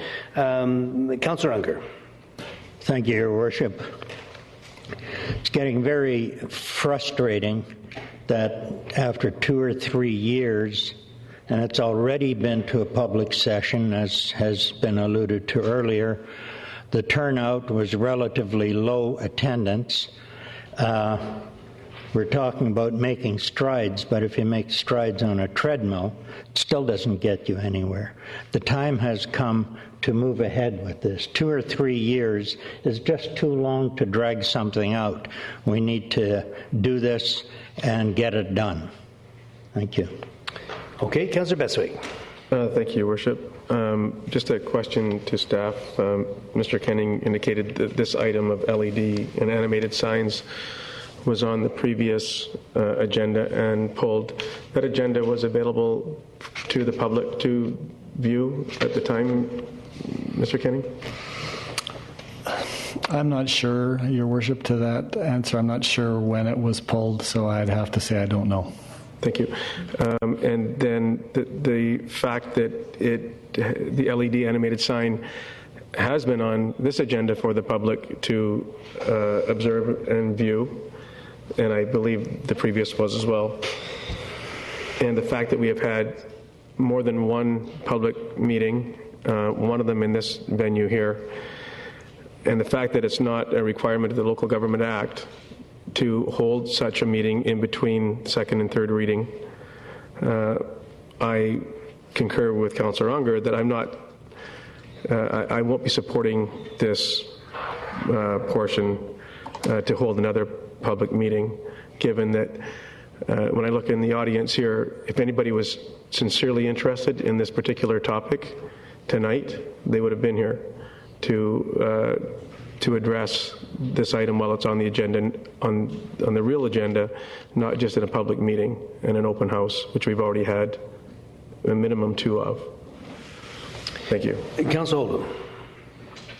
Thank you, Your Worship. Just in support of the motion, the earlier sessions that there was 2 sessions, I guess. One was to receive presentations from manufacturers.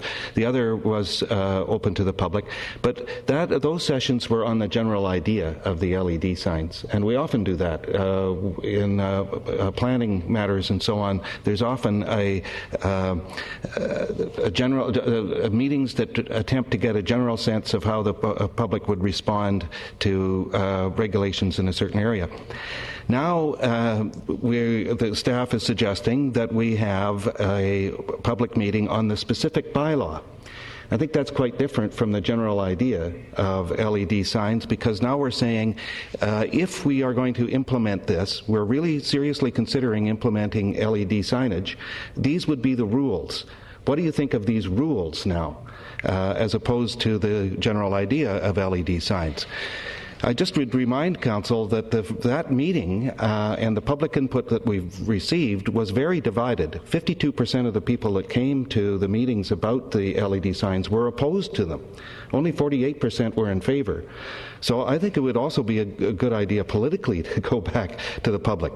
And finally, I'd just say that the bylaw we have now, I think, is really good, but it's largely a result of consultation between the staff, the regulators, and the chamber representing the users or the investors in these signs.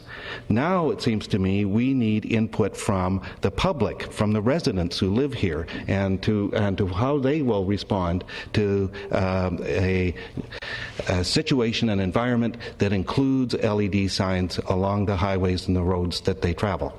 So I think we should have this public meeting. Okay, maybe to staff, I don't want to put you on the spot, but I don't know if you can give me an idea of the number of people that cast a vote. Councillor Oldham referred to the percentage for and against, but what sample does that refer to? How many people actually voted? That was 94 respondents in total. Okay. So each percentage roughly represents one person. No, it wasn't a massive survey. No. Thank you. Councillor Sherry. Well, Mr. Chairman,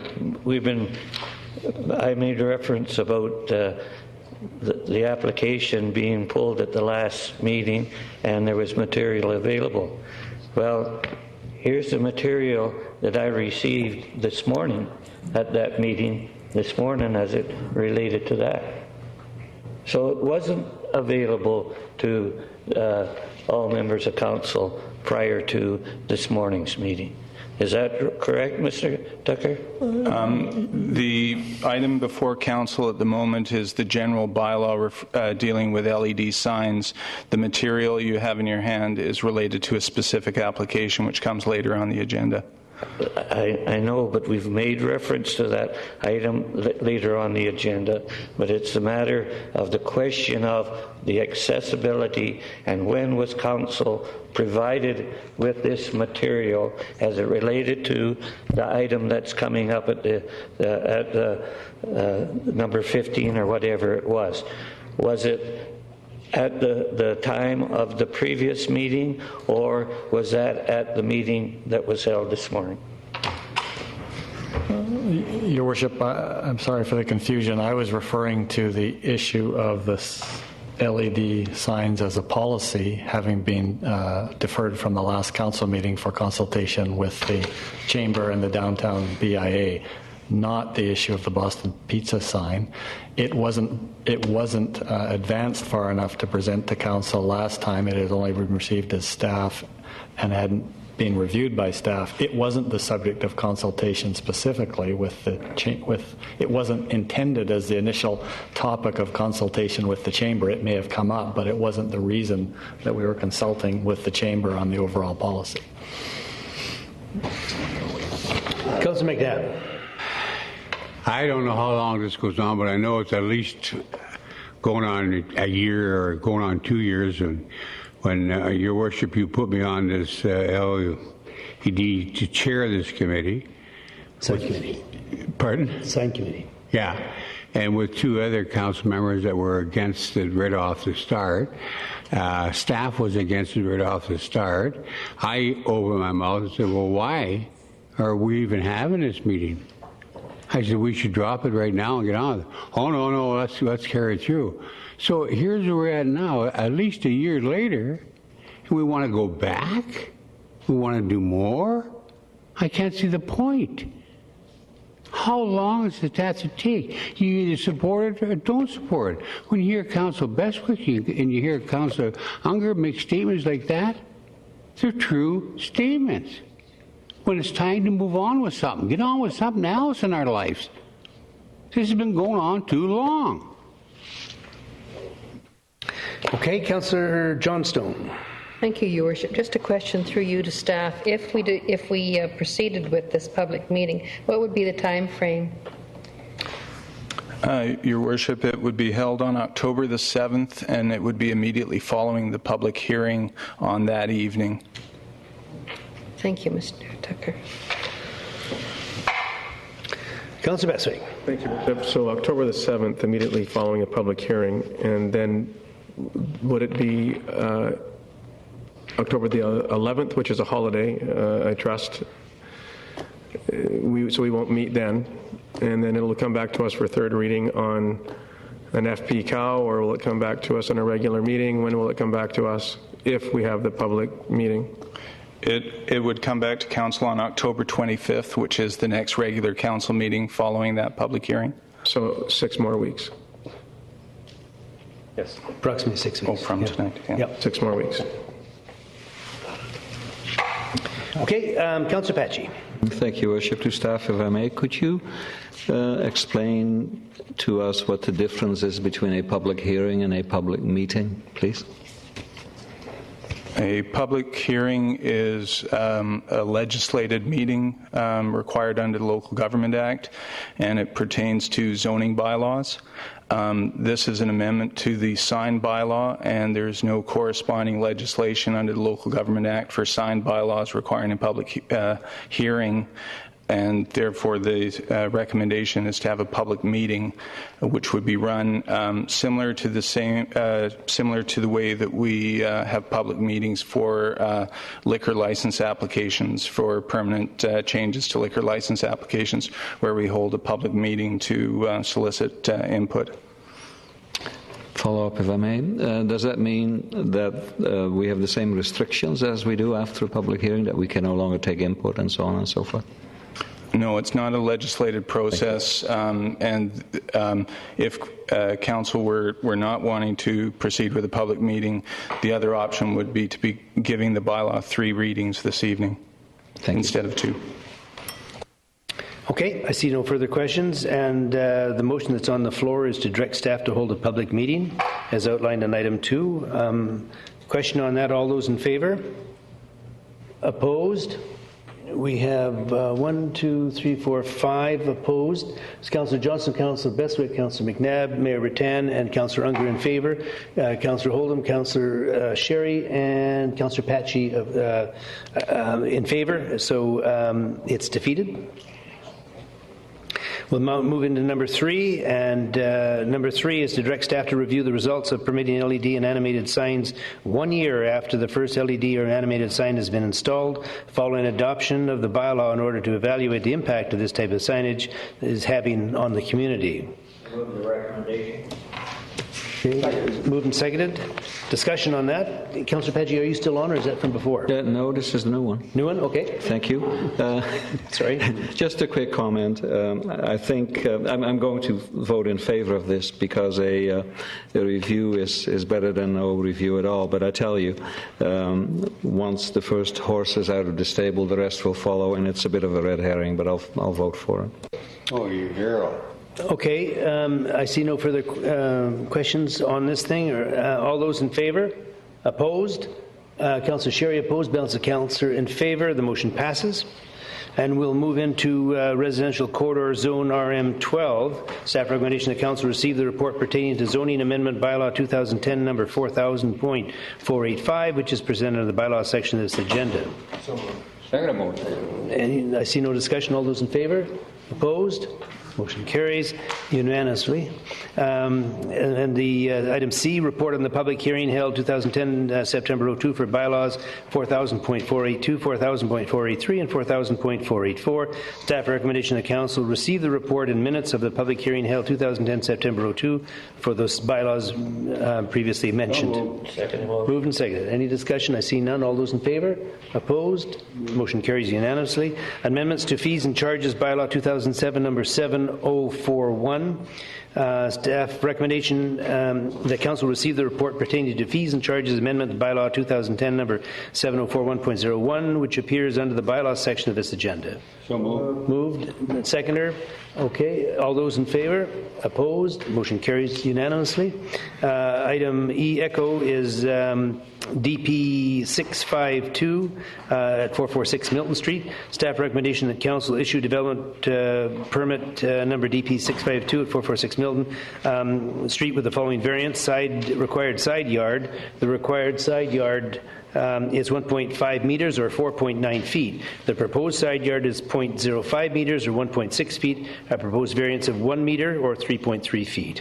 So moved. Moved and seconded. I see no discussion. All those in favour? Opposed? Carried unanimously. Item F, like Foxtrot, DP 672, 4989 Wills Road. Staff recommendation that council issue development permit number DP 672 for 4989 Wills Road, which will renew development permit number DP 567, including the following variances: required yard setbacks. The required yard setback on Rutherford Road is 7.5 meters or 24.6 feet.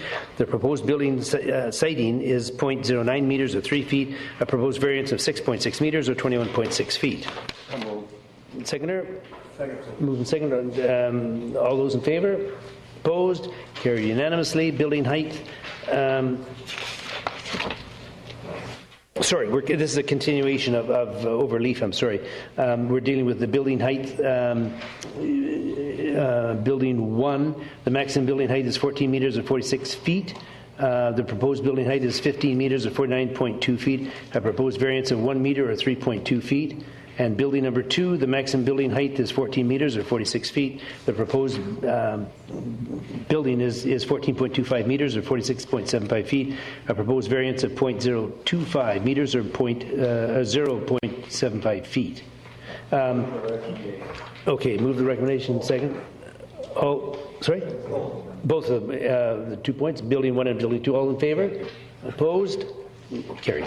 We're going into DVP 156 at number 25779 Turner Road. Staff recommendation that Council 1, support the requested variance for a second freestanding sign on the island highway frontage of the subject property, and 2, deny the requested variance for an overheight 15.2 meter or 50-foot sign, and 3, deny the requested variance to include an LED animated sign, and 4, direct staff to proceed with the required statutory notification for the development variance permit number DVP 156 at number 25779 Turner Road for a second freestanding sign subject to the following conditions: A, does not exceed 9.1 meters or 30 feet in height, and B, does not include an animated an LED/animated component. Move that we deal with these items seriatim. Seriatim it will be. And would someone like to move item 4? I'm sorry, say again, item 1 to get on the... Okay. Moved and seconded. Any discussion on 1? Okay. All those in favor? Opposed? Councillor Sherry opposed. Balance of Council in favor. Oh, sorry. Okay. And Balance of Council in favor. The motion passes, and we're dealing with item number 2.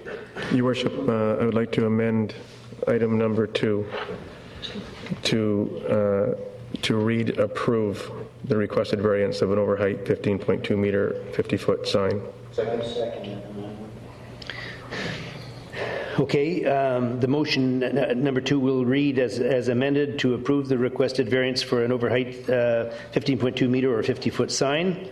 It's been moved and seconded. All those in favor? Oh, sorry. Before we go with that, we'll take Councillor Sherry. Sorry, then we'll vote. Well, Mr. Chairman, I can't support this going to 50-foot when you have these other malls and big shopping centers that we have a limited height now, which is less than the 50-foot. This is for one individual business.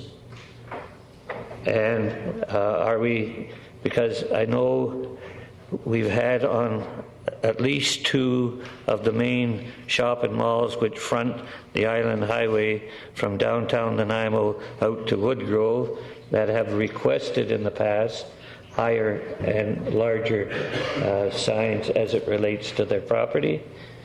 And if this thing was more in line with the single sign size of the 35 feet, then I might be able to support it. But to go this year, we're saying, how can we deny any of the other malls that wish to heighten their particular signage? Okay, Councillor Johnstone. Thank you, Your Worship. I agree somewhat with Councillor Sherry. I would be prepared to approve the variance of a sign up to 45 feet, which is to the mall standard. But the presenter tonight, Mr. Mercier, said it was going between 45 and 50 feet. Well, 45 feet I would find a lot more palatable than 50 feet. So you're. So I'm suggesting we've got the motion on the floor to approve the requested variance up to 50 feet. I would like to make another amendment to that. I don't know what the procedure is to approve up to 45 feet maximum. 5 feet is a great lot of difference, and I agree with Councillor Bestwick that the grade of the road is such that he's really below level, so 15 feet on the grade. So I think that 45 feet is reasonable. Well, but can she not amend it to 45 feet? Well, there's a motion on the floor, so you're asking for an amendment, and is there a seconder for that? I'll second the amendment. Okay, so the amendment, which we can vote on next, is to change the approval from 50 feet and 15.2 meters to 45 feet and the equivalent in meters. Your Worship, if I may, I think I was next. You are, yes.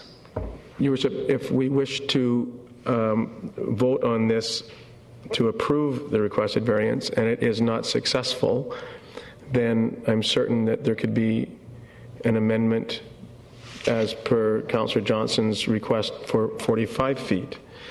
My question would be, is it 45 feet with or without a windsock that we've experienced in the past? In the last about 4 months ago, and we were concerned about a windsock that might sit on top of a sign. This resonates with whether you're in favor of the one-piece bathing suit, the two-piece bathing suit, whatever. This is what the applicant has requested. So we vote on the approval or the denial. And I think that that's what this person is likely looking to see us do. We heard that staff have talked about with the DNBIA, the Chamber, about compromises and collaborations and teamwork and missions and values about inviting business to our community as opposed to encouraging it to leave. I do not recall on my term on council a mall coming and asking us to increase the size of their sign. If they did, I'm sure we would have dealt with it if they brought it to us. So I can't hold this person and this person's business request at bay because somebody else might come before us, or somebody hasn't come before us yet because they thought that they wouldn't be able to be successful. I think that this particular position that this person has taken has been perseverance, that they want to do business here in Nanaimo, they want to stay in Nanaimo, they want to continue to pay taxes in Nanaimo, they want to continue to employ people in Nanaimo. And as I've heard so many times since I have been on council, if you can make it here, you can make it anywhere. And perhaps that is where the song was originally coined, in Nanaimo, not New York. So I think that we should be voting on the original amendment. Yep.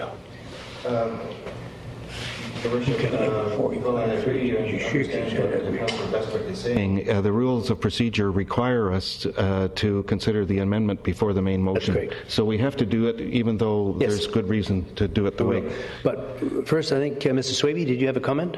Your Worship, just a point of clarity that it's not to approve. Your recommendation, the opposite of denying, is not to approve it, it's to support it because it has to go to public notification, then come back and be considered for approving. So it's actually to support the motion as Councillor Vestig has put forward. Okay. Okay, so let's have we, Councillor.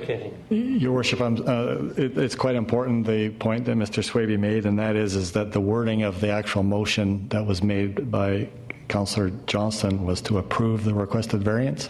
But since this is a DVP, it actually can't be approved tonight. It has to be, the public has to have the opportunity to comment. So what Mr. Swaby has recommended is that the word simply be changed from approved to support, so that then we can proceed with the statutory notification if it passes.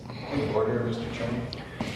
Staff seem to be addressing the main motion. We have an amendment to the main motion we're supposed to be addressing. Their comments might be useful once we've dealt with the amendment, but that's what we have to deal with right now. Yeah, I think that the point that staff was making, though, was that the amendment, well, okay, should we just work on, Councillor Unger, do you want to make a comment on this, or do you want to? Yes, I have a question I would like to ask of staff.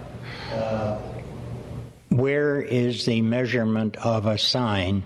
Could the owner of that property build a 5-foot berm and still achieve his 50-foot level? The property at Longwood Station was the subject to a development permit, and the development permit established the finished grades for the property. So the sign is measured from the finished grade of the property.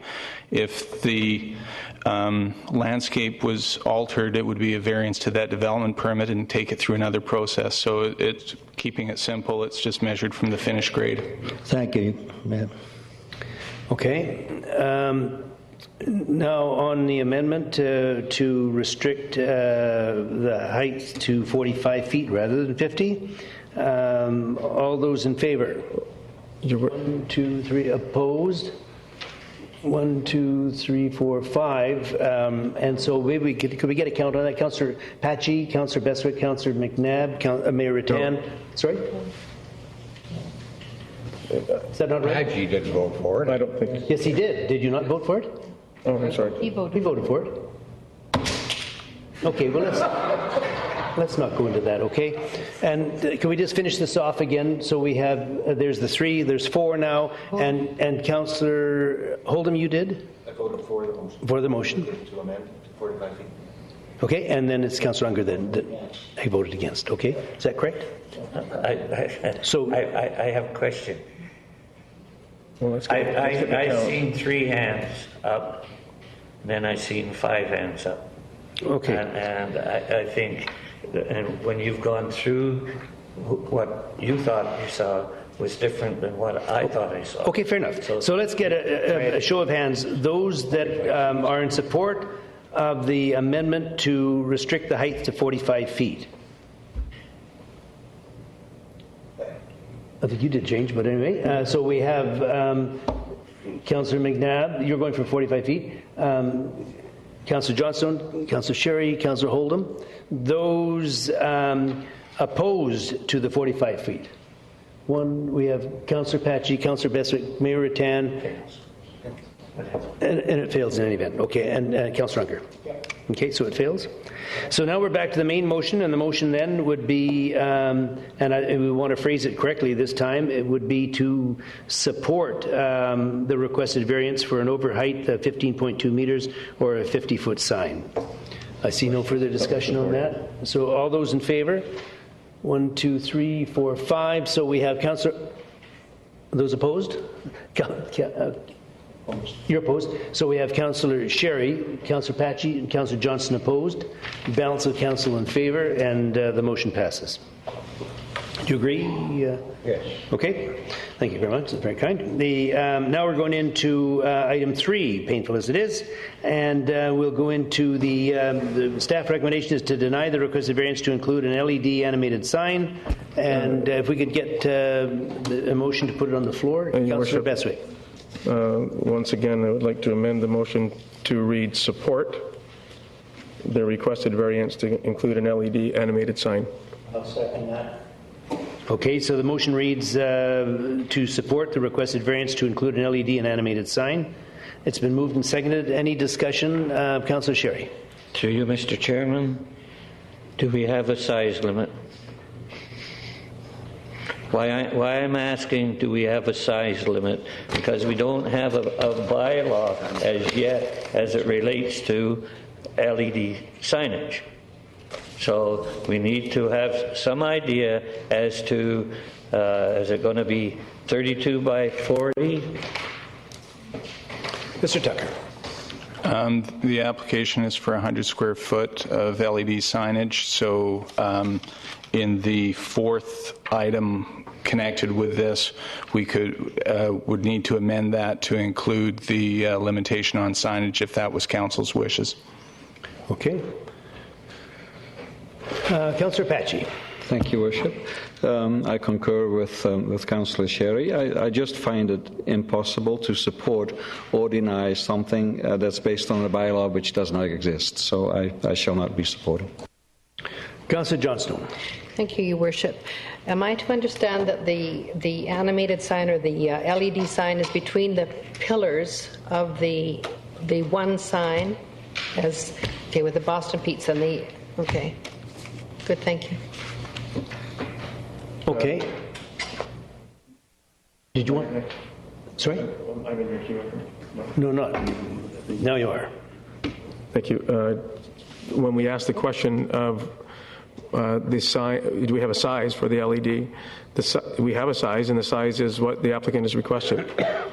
And so that's what the application has requested, so that's the size. And if we wish to put in their support, the requested variance to include an LED animated sign to a maximum of 100 square feet, if somebody would wish to have that to protect the interest of those many square feet, which is in the report, which is in the request for the application, then I would so amend the amendment to read, support the requested variance to include an LED animated sign to a maximum of 100 square feet.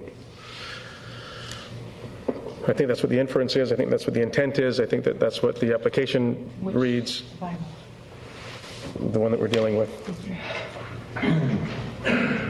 Okay. Councillor Sherry. To you, Mr. Chairman, when we deal with 100 square feet, is that per face? Because when I see our pretty pictures as it relates to the information that was circulated, this appears to me to be a two-faced sign, as one facing north, one facing south. So in other words, we're not dealing with 100, it's 100 per face. Is that the intention? Mr. Tucker, staff? can you handle this two-faced issue here? Not wanting to be two-faced about it. Thank you. The sign bylaw allows for double-faced signs on major road frontages, and the total sign area is 320 square feet, of which 100 square feet is LED. That is on each face, so one facing southbound and one facing northbound for a total of 640 square feet. Little different, I would say.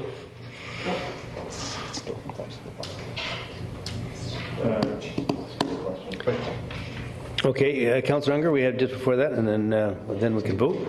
Well, if it makes everyone happier, I will move the amendment to a maximum size of 100 square feet, if I can get a second.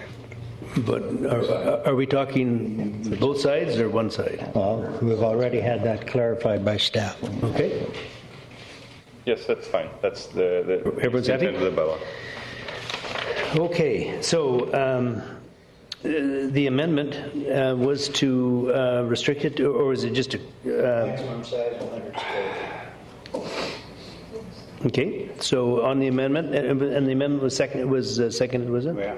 Okay, so on the amendment to limit the size to 100 square feet, all those in favor? Opposed? We have Council. Are you waving? Is something going by? So it's Councillor Patchy, you're opposed, okay. Councillor Sherry and Councillor Holdham is opposed. Balance of council is in favor, and the motion passes. Now, actually on the main motion, to support the requested variance to include an LED and animated sign. I've already done that. Really includes that the amendment. I was a little confused when the amendment was made to it. That was all. So you just really want to add an additional up to a maximum 100 feet on that one. Okay. Friendly amendment. Friendly amendment. Let's call it that.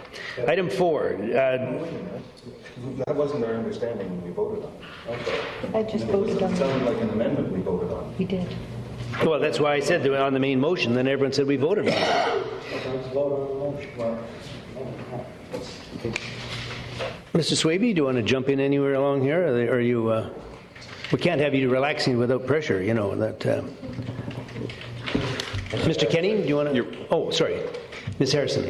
Your Worship, the original motion that was put on the floor did not include a maximum size, but Councillor Bestwick and Councillor Unger, who moved and seconded the motion, both supported that. So it could have been done as a friendly amendment. As it happened, you did say that you were voting on the amendment and did have that vote. So I think the understanding of Council was that you've now voted to add the additional wording to a maximum size for the sign. So at this point, it would be appropriate to vote on that full motion, including the maximum. Do you want to say something here? We didn't do that. Well, that's what I thought we did. But okay, Councillor, have you finished, Councillor Bestwick? Councillor Holdham.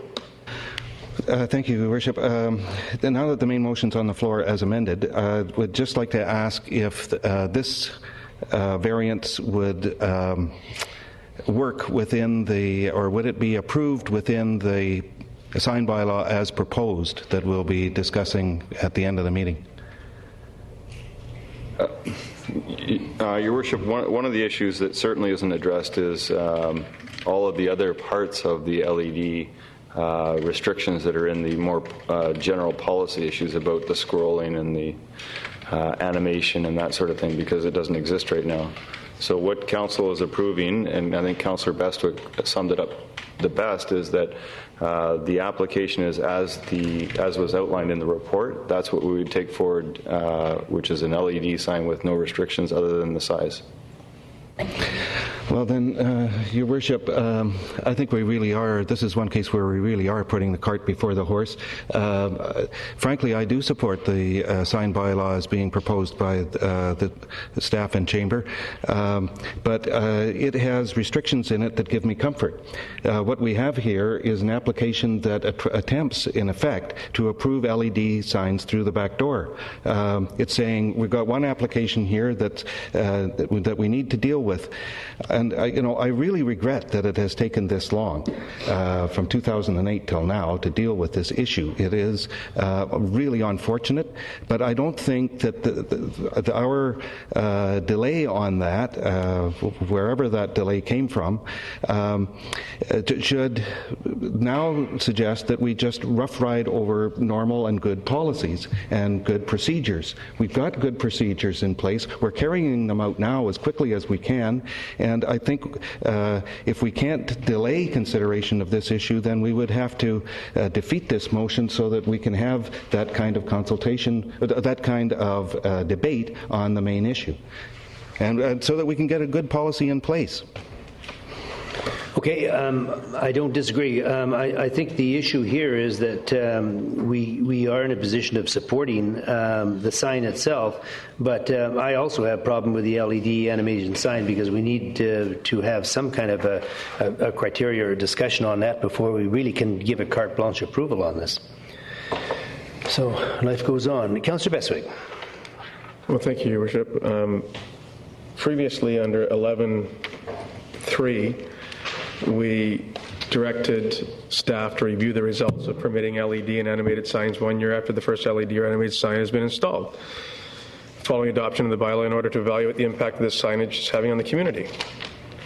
We're now talking about, frankly, semantics. We've all sat here, and, well, not all of us, many of us have sat here, the majority, that we approve the LED and the animated sign concept. However, we haven't discussed dimming and whether, but in fact we have. It's in our report. This has been discussed. This has been this isn't foreign to this conversation. This isn't foreign to this committee at this table. This has been discussed. It's been discussed many times.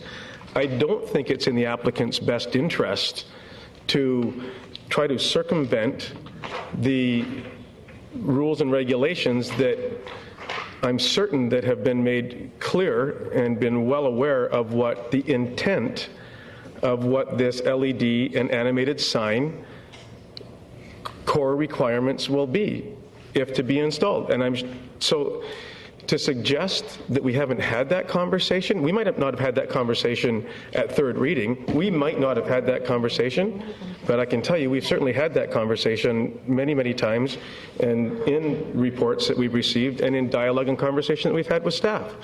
So to suggest that we haven't had those is, frankly, it's irresponsible, because we have had those conversations, and we have 3 members of the Sign Bylaw Committee sitting in our company and presence tonight. And I also think that the majority of the council were here in this room when we did invite proponents and those that were opponents. It wasn't just simply people that were going to come to the room to shake pom-poms for this thing. So I absolutely believe that we did vote, and we did vote clearly on what Ms. Harrison indicated that we voted on, and we have voted on this to support the requested variance to include an LED animated sign to a maximum of 100 feet. And then there was a follow-up question that indicated, is that both sides?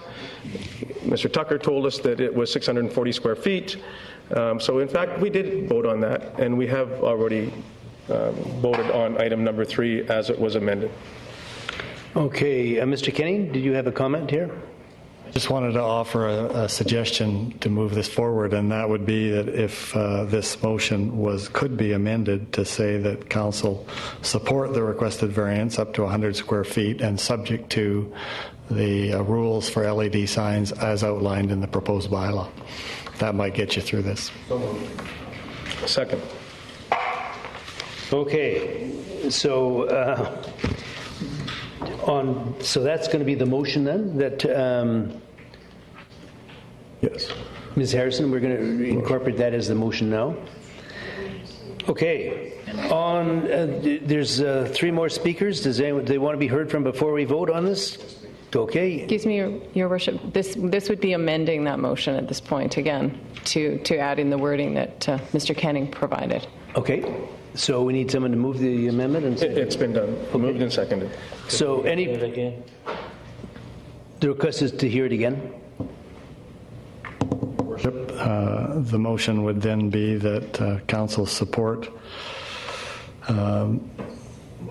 the requested variance to include an LED animated sign up to 100 square feet and subject to the rules outlined in the proposed LED sign bylaw. Okay.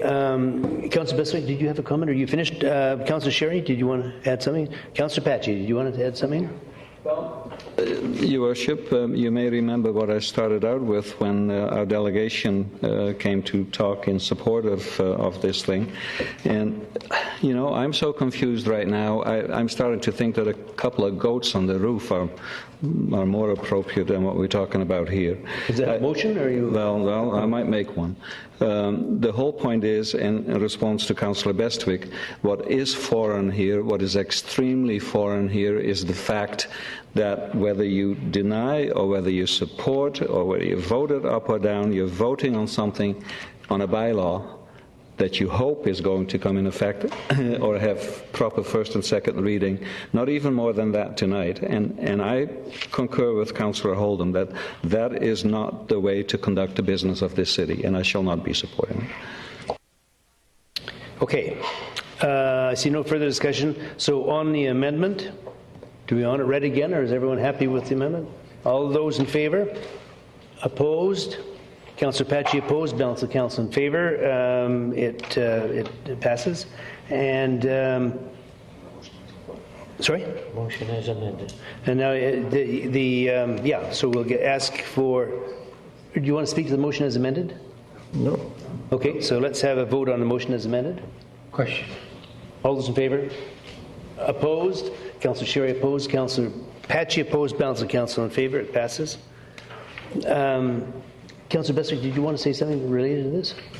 On item 4, yes, I do, Your Worship. Okay, well, let me read it then first.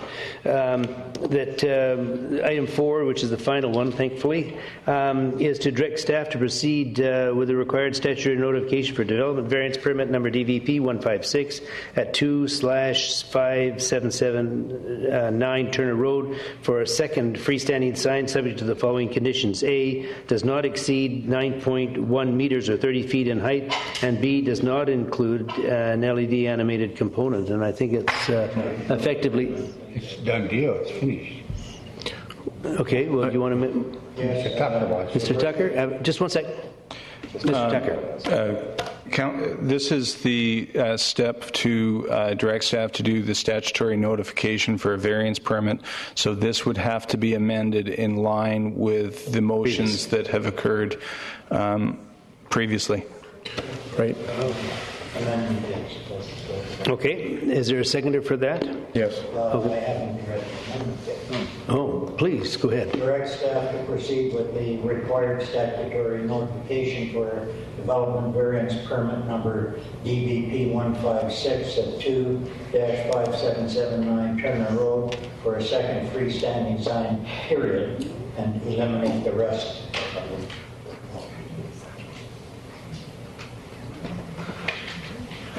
Your Worship. Yeah. Your Worship, you have to notify for all the variances. It's the only motion you need is to direct staff to proceed with the required statutory notification. That's what I said before.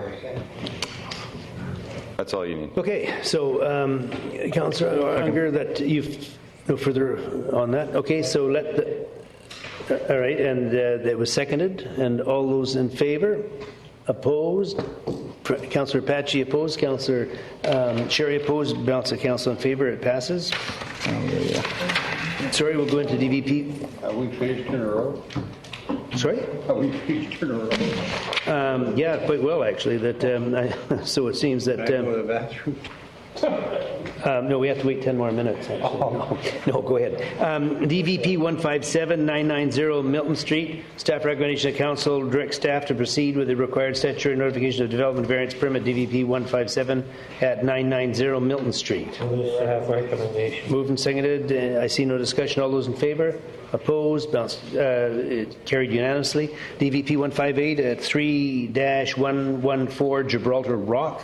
Staff recommendation that council direct staff to proceed with the required statutory notification for a development variance permit DVP 158 at 3-114 Gibraltar Rock. Move staff recommendation. Okay, is there a seconder? Second. Moved and seconded. I see no discussion. All those in favour? Opposed? Carried unanimously. RA 242 at 440 Wicketsai Avenue. Staff recommendation that Council 1 receive the report pertaining to zoning amendment bylaw 2010 number 4000.491, which is presented under the bylaw section of the agenda, and 2 direct staff to secure road dedication and lot consolidation. And 3, direct staff to register a covenant to secure design of frontage works, restrict the number of sleeping units, brackets, beds, bracket, interior design review, rainwater pre-development flows, and the community contribution prior to adoption of the bylaw, should council choose to support the bylaw at third reading. Recommendations 1, 2, and 3. 1, 2, and 3. Is there a seconder? Moved and seconded. I see no discussion. All those in favour? Opposed? Carried unanimously. We'll move into RA 250, part of 6414 Portsmouth Road.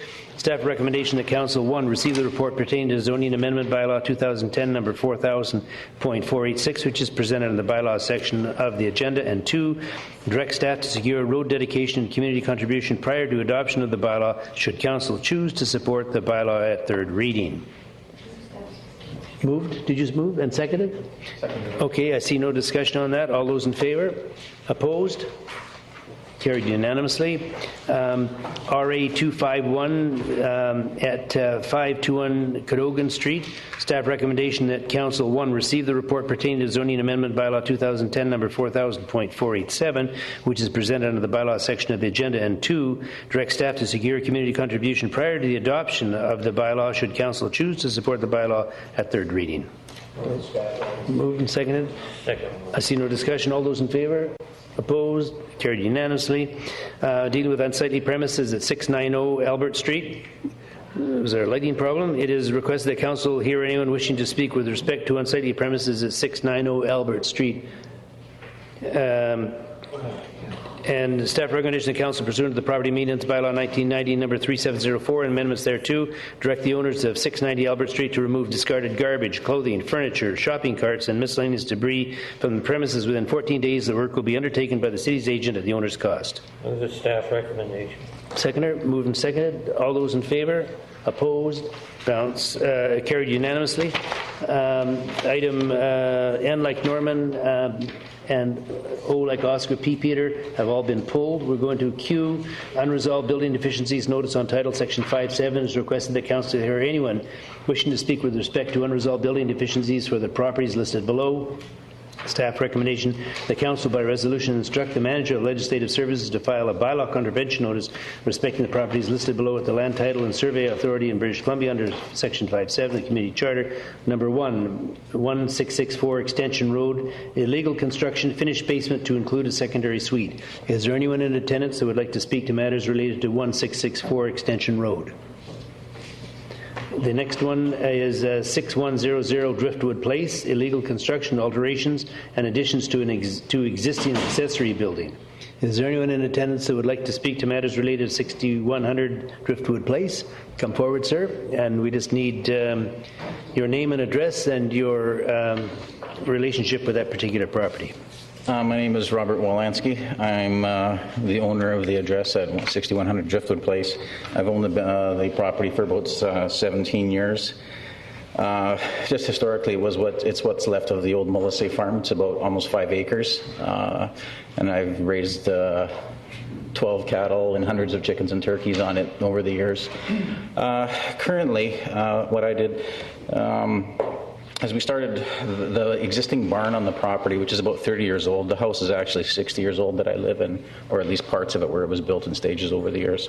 The barn is about 30 years old. The roof was in disrepair. It was a metal roof, and it was leaking, so I decided I wanted to repair that, as well as around this, the perimeter of the building, there was an overlay or another roof portion protecting equipment and things like that, and that was crushed and damaged during the snowstorm that slid off the roof.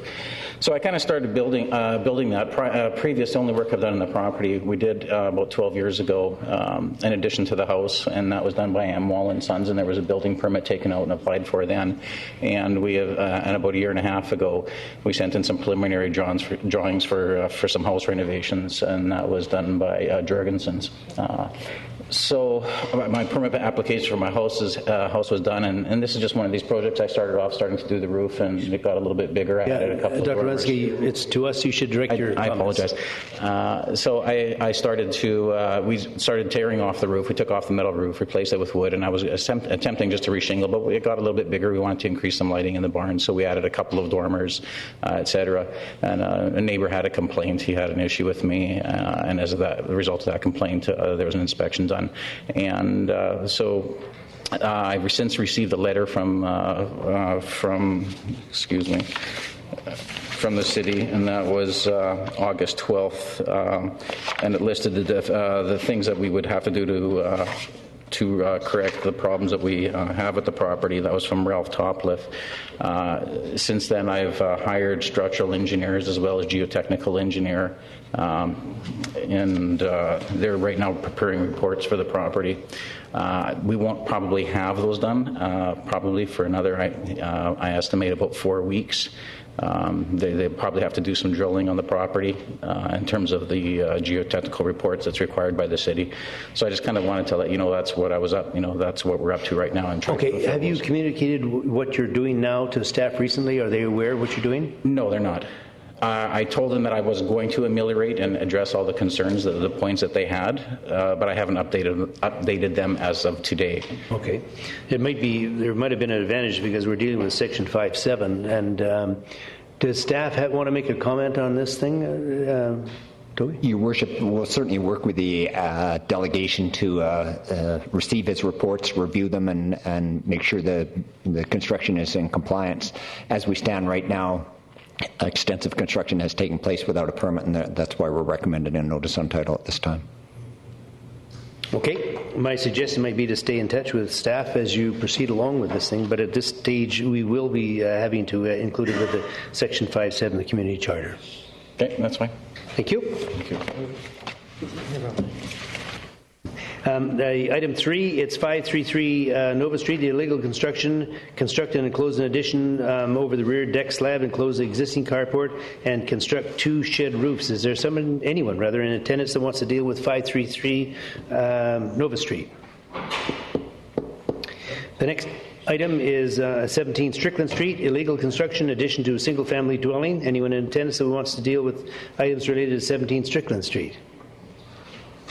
Next, we have 855 Park Avenue, illegal construction accessory building. Anyone in attendance that wants to deal with matters related to 855 Park Avenue?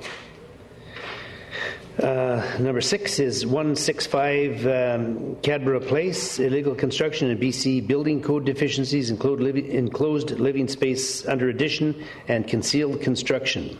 Anyone in attendance who would like to deal with 165 Cadborough Place? Number 7 is 2367 Arbut Road, illegal construction, alterations to include office space and guest suite. Anyone in attendance that would like to speak to us concerning 2367 Arbut Road? And the last one, number 8, is 293 Johnston Place, illegal construction, finished basement to include a secondary suite and enclosed carport to create a garage. Is anyone in attendance? Okay. I just need your name, address, and your relationship with the property, please. This is my husband. My name is Hai Yan Lee, and Scott. Scott Forrest. And he's a realtor. He bought this house for us 6 years ago. So this house was built in 1988. So we own this house for 6 years. So what happened? So in my letter, so could you explain anything? So what happened with the house they purchased about 6 years ago? The home is about 20 years old, and Mr. Lai finished the outside carport, the one wall on the outside, without a permit. So there was a complaint, and the city came up and checked out, and he agreed that he would try and correct the problem. Now they put it on his title, but when they were checking out the carport that he closed in, they saw an oven and a stove in the basement. So he was asked to take that out, and he complied with the city, and he took that out. And now what they'd like to do is put on his title that he has an illegal suite downstairs, which he has no suite whatsoever. He's taken the stove out. There's no kitchen, there's no running water, there's no drains, there's nothing to represent a suite, and we're here tonight just to ask not to have that he has an illegal secondary suite in his house. Has this been communicated to staff, the point you're raising tonight? Yes. Okay. Staff, is there a staff response on that? Your Worship, as the delegation has stated, is that when we went to inspect this house, we found what we would call a secondary suite in the building, and that the basement of the building had been completed without a permit prior to the delegation owning it. The delegation agreed to remove the suite, but it still remains that the basement was finished without a permit, and therefore that's why we're recommending a notice on title at this time. Okay, so the issue is the finished basement, not a suite. No, we believe that the basement was finished at the same time as the whole home. I don't know what the glitch is in the paperwork, but all the heaters downstairs are identical to the ones upstairs. Windows are identical. Everything's identical. And the wear and tear on the house is a normal upstairs, downstairs, 20 years wear and tear.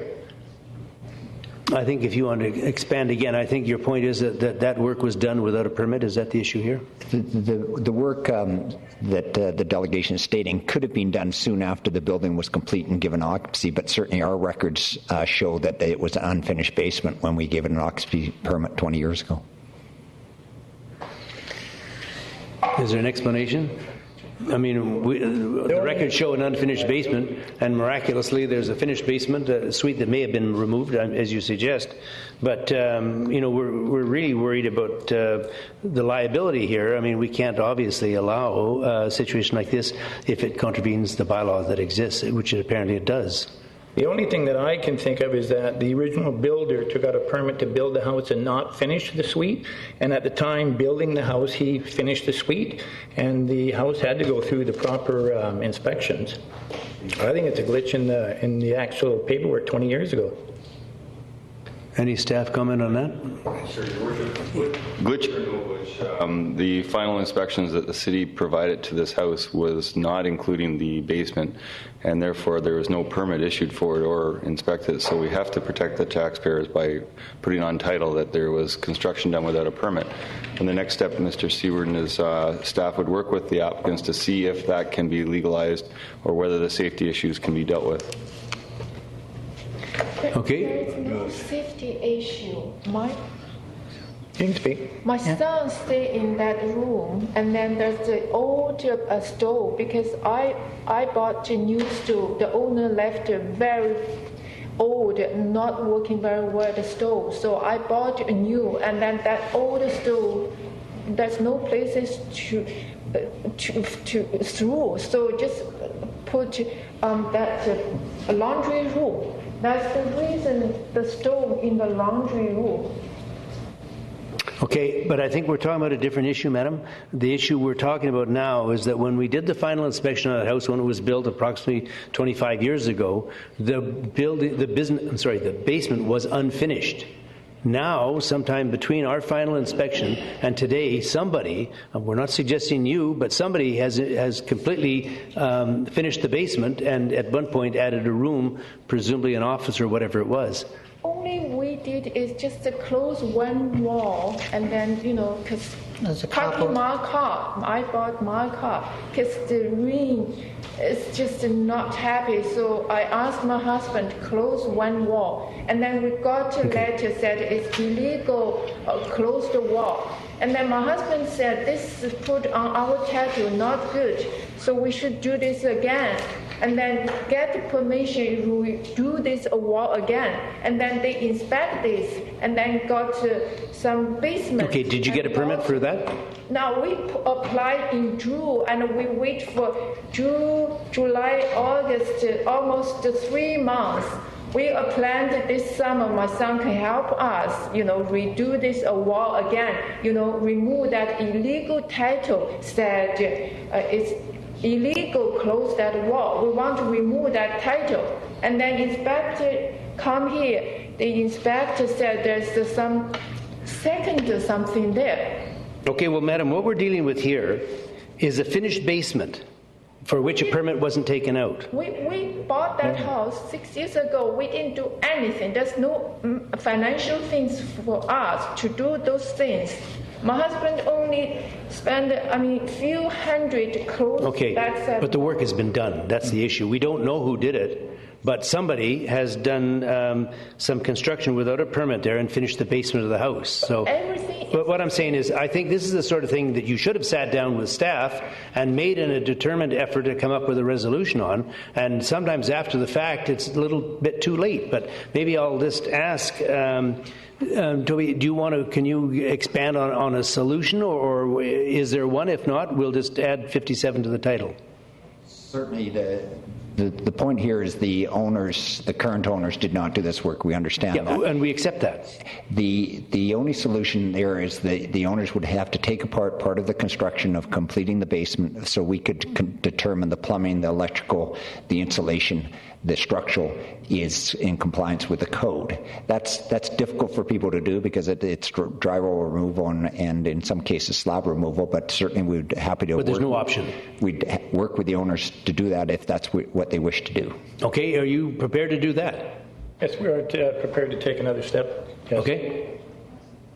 Thank you. No. Just wait one and see, is there a comment you're making here? No, that's we can follow through on that. When we actually inspect it after they've deconstructed it, we could determine if then we can recommend yes, we can pass it, and then the notice and title could be removed at that time if they apply for it. So our recommendation still is to proceed with the notice, and then they have the option to come forward and carry out the work and then apply for the notice to be removed.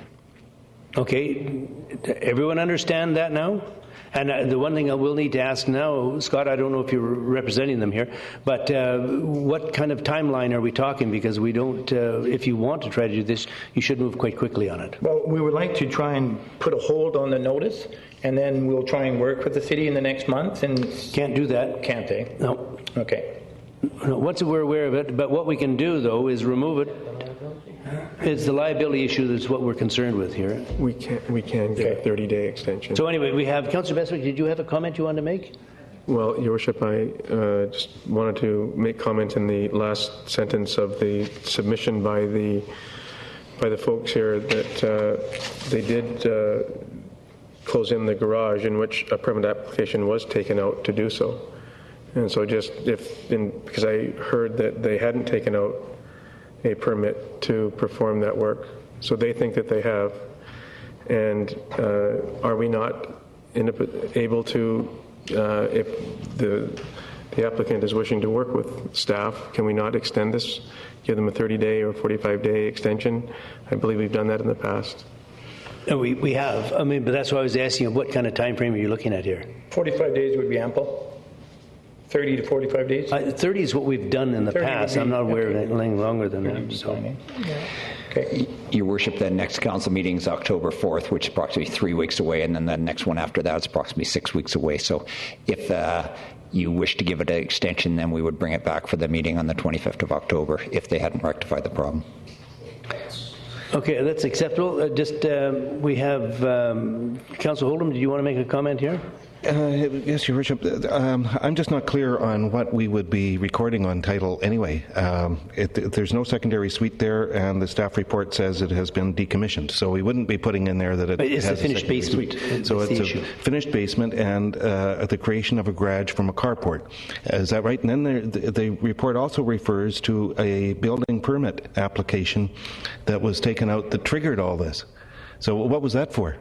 So initially we went to the site regarding closing in of the carport. We then moved forward with enforcement action in that regard. They then came in for a building permit, has since rectified that portion of it and taken out a building permit for closing the carport. But as the mayor stated, the issue at hand here is construction without a permit, finishing the basement. Finishing the basement. So we would be recording on title that the basement had been finished without a permit. Not that there's a secondary suite there, not that the garage has been closed in or any of that. Just that one point. Yes. Okay, thank you. Councillor Patsy. That's exactly the point I wanted to clarify, and it is, if that's what it is, I would like to move that we give them time until the council meeting of October the 25th or whatever. Okay, and that'll work within the time frame for you? Yes, thank you. Okay, it's been moved and seconded. All those in favor? Opposed? Councillor Sherry opposed. Balance council in favor. The motion passes. Thank you, sir. Thank you. Unresolved building deficiencies. Oh, yeah, sorry. We better go through the whole enchilada. So we've dealt with one. So 1 through 7. Now, if someone like to... Okay, is there a seconder? Moved and seconded. All those in favor? Opposed? Carried. Unresolved building deficiencies, bylaw contravention notice, marijuana grow operation. It's requested the council hear anyone wishing to speak with respect to unresolved building deficiencies in a marijuana grow operation for the property listed below. Staff recommendation that the council by resolution instruct the manager of legislative services to file a bylaw contravention notice respecting the property listed below at the Land Title and Survey Authority of British Columbia under Section 570 of the Community Charter, and it is just that one, which is 3335 Rock City Road, illegal grow operation and interior alterations. So moved. Well, I just need to ask first, is there anyone in attendance? I always find this a little bit of a challenge. Is there anyone in attendance that wants to speak to an illegal grow operation at 3335 Rock City Road? So I move. See none? Yes, you may. Moved, and is there a seconder? Second. Moved and seconded. All those in favor? Opposed? Carried. We go into corporate services. And that's the Bevan Park Pitch and Putt lease agreement. Alternative approval process. Staff recommendation that Council 1 receive the report pertaining to Bevan Park Pitch and Putt lease agreement, bylaw 2010 number 7113, which is presented under the bylaw section of this agenda, and 2, establish a deadline of 4:30 p.m. on Tuesday, 2010, October 26, for receiving elector responses to the alternative approval process. And 3, approve the elector response form attached to the report. And 4, determine the total number of electors of the area to which the approval process applies, in brackets the whole of the city of Nanaimo, to be 60,568. Move 1, 2, 3, and 4. Second motion. Okay, moved 1, 2, 3, and 4. All those in favor? Opposed? Carried unanimously. Traffic and Highways Regulation Amendment Bylaw 2010 number 5000.039. Staff recommendation that Council receive the report pertaining to Traffic and Highways Regulation Amendment Bylaw 2010 number 5000.039, which is presented in the bylaw section of the agenda. Move the recommendation. Moved and seconded. All those in favor? Opposed? Carried unanimously. Item U, like uniform, Parks, Recreation and Culture Commission Amendment Bylaw 2010 number 7020.02. Staff recommendation that Council receive the report pertaining to the Parks, Recreation and Culture Commission Amendment Bylaw 2010 number 7020.02, which is presented in the bylaw section of the agenda. So moved. Seconder. Moved and seconded. All those in favor? Opposed? Carried unanimously. Property Tax Exemption Bylaw.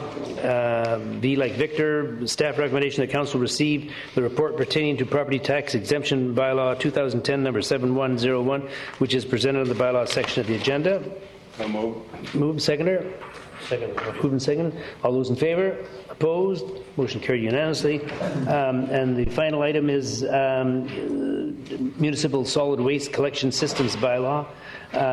Staff recommendation that Council receive the report pertaining to municipal solid waste routes E and F Collection Bylaws 2010 number 7112 and Garbage and Recycled Collection Amendment Bylaw 2010 number 7089.02, which are presented under the bylaw section of the agenda. Moved and seconded. All those in favor? Opposed? Carried unanimously. Information items. Okay, seconder? Second. Moved and seconded. Any questions on items A through F? Hearing none, we now go to the reconsideration of bylaws and sorry? Yeah, it's Mr. And turn over to Councillor Patchy for action. Thank you, Councillor Patchy. Thank you, Bishop.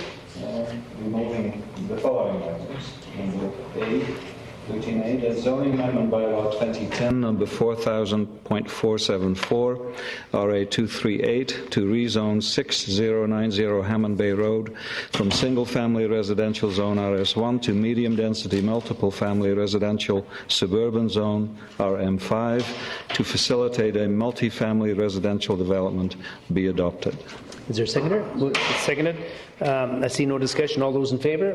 Opposed? It's carried unanimously. The zoning amendment bylaw 2010 number 4000.482 RA 245 5825 Turner Road to rezone the subject property from single-family residential zone RS1 to single-family residential small lot zone RS6 in order to subdivide the lot, past third reading. Seconder? Second. Moved and seconded. All those in favor? Opposed? No. The zoning amendment bylaw 2010, number 4000.483, RA 249, part of number 314 Benson View Boulevard to rezone part of the subject property from single-family mobile home residential zone RS3 to residential duplex zone RM1 in order to facilitate construction of a duplex, past third reading. Second motion for discussion. Okay, and discussion. I have Councillor Bestwick. Thank you, Your Worship. While I need to compliment and commend the developer for their past works in various neighborhoods throughout our city and community, it is my view from being a resident in that area for 20-some odd years, no longer, and being a listener of people's concerns and comments as registered. I'm not certain that this particular piece of property is inviting to the potential subdivision and the potential development that will take place there in the event that it is subdivided. I will not be able to support third reading. Councillor Oldham. Thank you, Your Worship. It seems to me that if an application is attempting to implement the official community plan, then the council might want to consider fulfilling that goal, even though a certain number of neighbors may not want to do it. But in this case, we have an application where there's no increase in density. The two parcels could easily have single homes built on them with secondary suites. The affordability argument fails because the secondary suites would be the most affordable means of housing, at least for renters, and the neighbors are opposed. I mean, I don't. There doesn't seem to be any reason to support this, so I'm opposed to it. Councillor Sherry. Similar, Mr. Chairman. The individuals within that whole neighborhood that appeared at the public hearing had concern. I did take a look at that roadway up there and the condition that it is now, and the ditches at the location. The parking on the street is out of the question, and the density could be achieved without the rezoning. So I will not be supporting the rezoning. Councillor Johnstone. Thank you, Your Worship. I've listened very carefully to the concerns of the neighbourhood, and I can't support the motion either, Your Worship. The the applicant is entitled to build 2 homes with basement suites, and as Councillor Holdham has pointed out, basement suites are more affordable than our renters or in the duplexes. So I can't support the motion or the application. Okay, Councillor Unger. Thank you, Your Worship. This particular neighborhood has a particular atmosphere about it, and this type of project just does not seem to fit in with the neighborhood, and for that reason, and the ones that other councillors have already stated, I cannot support it. Okay, Councillor Patchy. Thank you, Worship. I drove in front of this property as recent as this afternoon, and I drove around a little bit, and I was under the understanding that there were some duplexes in that particular neighborhood, and I really could not find them. I then went back home and I had a look at the plans that Mr. Min has had, and it just occurred to me that the duplex is way too large for that portion of that lot, and so I will not be supporting that either. Then I have a comment to make, because if you may remember at the public hearing, I asked about the community contribution, and though I know that one of the delegations spoke for the second time, and she called it a red herring, and I guess I have to sort of agree with her, and I want to make sure that you know that I'm not basing my vote here on the size of that contribution, but I do have a problem with the fact that I remember distinctly asking staff how that contribution of $2,000 was arrived at, and I was told by our staff that that was offered by the applicant. I then asked the applicant, or after the public hearing, I had a short discussion with him, and the response from him was, that's what I was asked to ask for. So, something does not match, and I've said it before, community contributions are still a difficult thing for me to understand how they exactly are arrived at, and I wish we could have some seminar on that and become a little bit more knowledgeable, because I find it troublesome. Yeah, I think basically, as I understand it, and Mr. Kenny may want to elaborate on it, but I think it's normally done simply on the basis of negotiation. I don't think any 2 items would be identical as far as property and houses go, and so normally this is something that's negotiated between the parties, the city and the proponent. Is that not the case? No, that's the case. However, there are guidelines that we try to follow in terms of the number of units that are tried to apply as consistently as possible, keeping in mind that these are voluntary contributions, that the city does not require them. But encourages them possibly. Correct. Okay. All those, this is to do with 314 Benson Boulevard. All those in favor? Opposed? I see it's opposed unanimously. So the, sorry? Those present. From those present, are we missing somebody here? Yes. Oh, I'm sorry, Misty's MIA. For those present, unanimously supported it. I'm sorry, rejected it, rather. Okay, carry on. The zoning amendment bylaw 2010, number 4000.484, RA 240, 5619 Westville to rezone the subject property from single-family residential zone RS1 to residential duplex zone RM1 in order to facilitate construction of a duplex. Pass third reading. Seconded. All those in favor? Opposed? Motion carries. I think it's unanimous. Okay. Third reading of Traffic and Highways Regulation Amendment Bylaw 2010, number 5000.039, general text amendments need to be rescinded. And the Traffic and Highways Regulation Amendment Bylaw 2010, number 5000.039, passed third reading as amended. Okay. Move A and B together. Okay. All those in favor? Opposed? Carried unanimously. The highway closure and dedication removal portion of an unnamed lane south of Medea Way and west of Hackett Street, bylaw 2010, number 7104, LD 1425, to provide for a partial road closure be adopted. Second motion. Moved and seconded. I see no discussion. All those in favor? Opposed? Carried unanimously.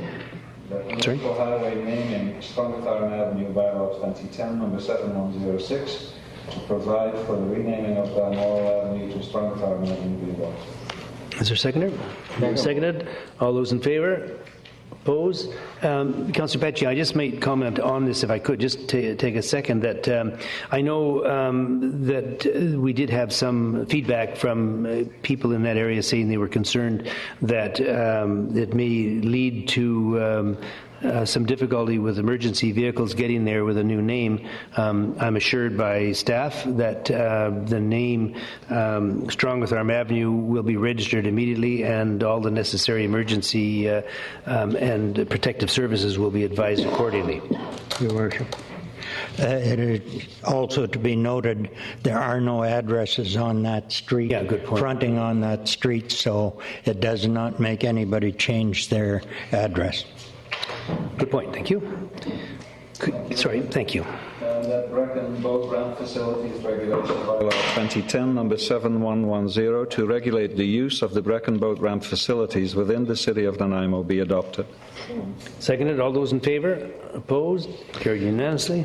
That Parks, Recreation and Culture Facilities Reserve Fund Bylaw 2010, number 7111, to establish a reserve fund for parks, recreation and culture facilities be adopted. Moved and seconded. All those in favor? Opposed? Carried. It's unanimous. Introduction of bylaws.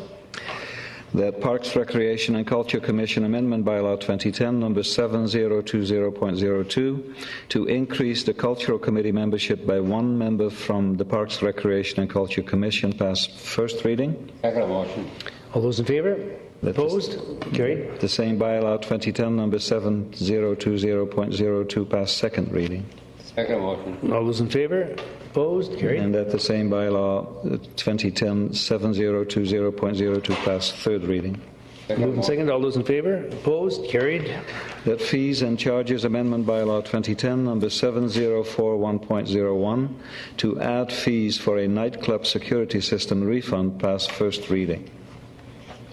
Moved and seconded. All those in favor? Opposed? Carried. That Bylaw 7041.01 pass second reading.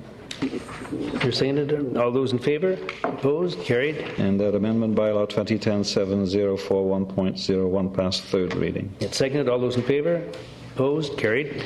That Garbage and Recyclables Collection Amendment Bylaw 2010, number 7089.02, to specify the bylaw to apply to collection routes A, B, C, and D only, pass first reading. Second motion. Moved and seconded. All those in favor? Opposed? Carried. And that the same Recyclables Collection Amendment Bylaw number 70890.02 pass second reading. Okay. All those in favor?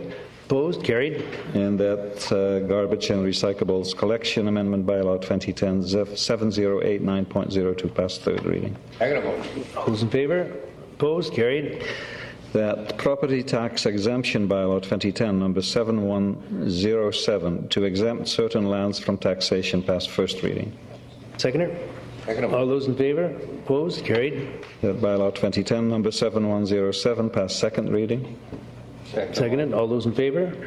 Opposed? Carried. And that Bylaw 2010 number 7107, pass third reading. All those in favor? Opposed? Carried. That Municipal Solid Waste Routes E and F Collection Bylaw 2010 number 7112, to establish garbage, food waste, recyclables and other solid waste disposal for collection routes E and F, pass first reading. Second motion. All those in favor? Opposed? Carried.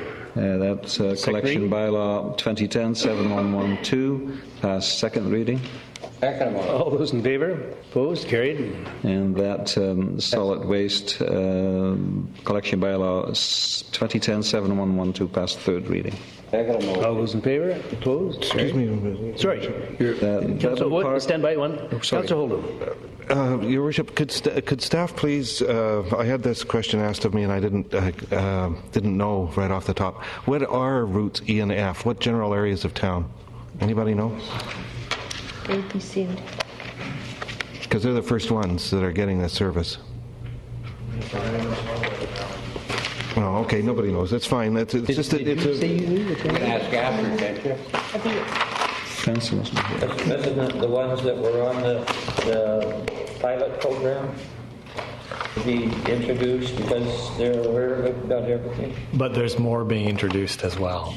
Yes. I'm not sure of the location. I'm not either, okay. Well, we'll certainly keep you apprised at the earliest possible opportunity on that. I'll find out tomorrow for Yeah. the bill.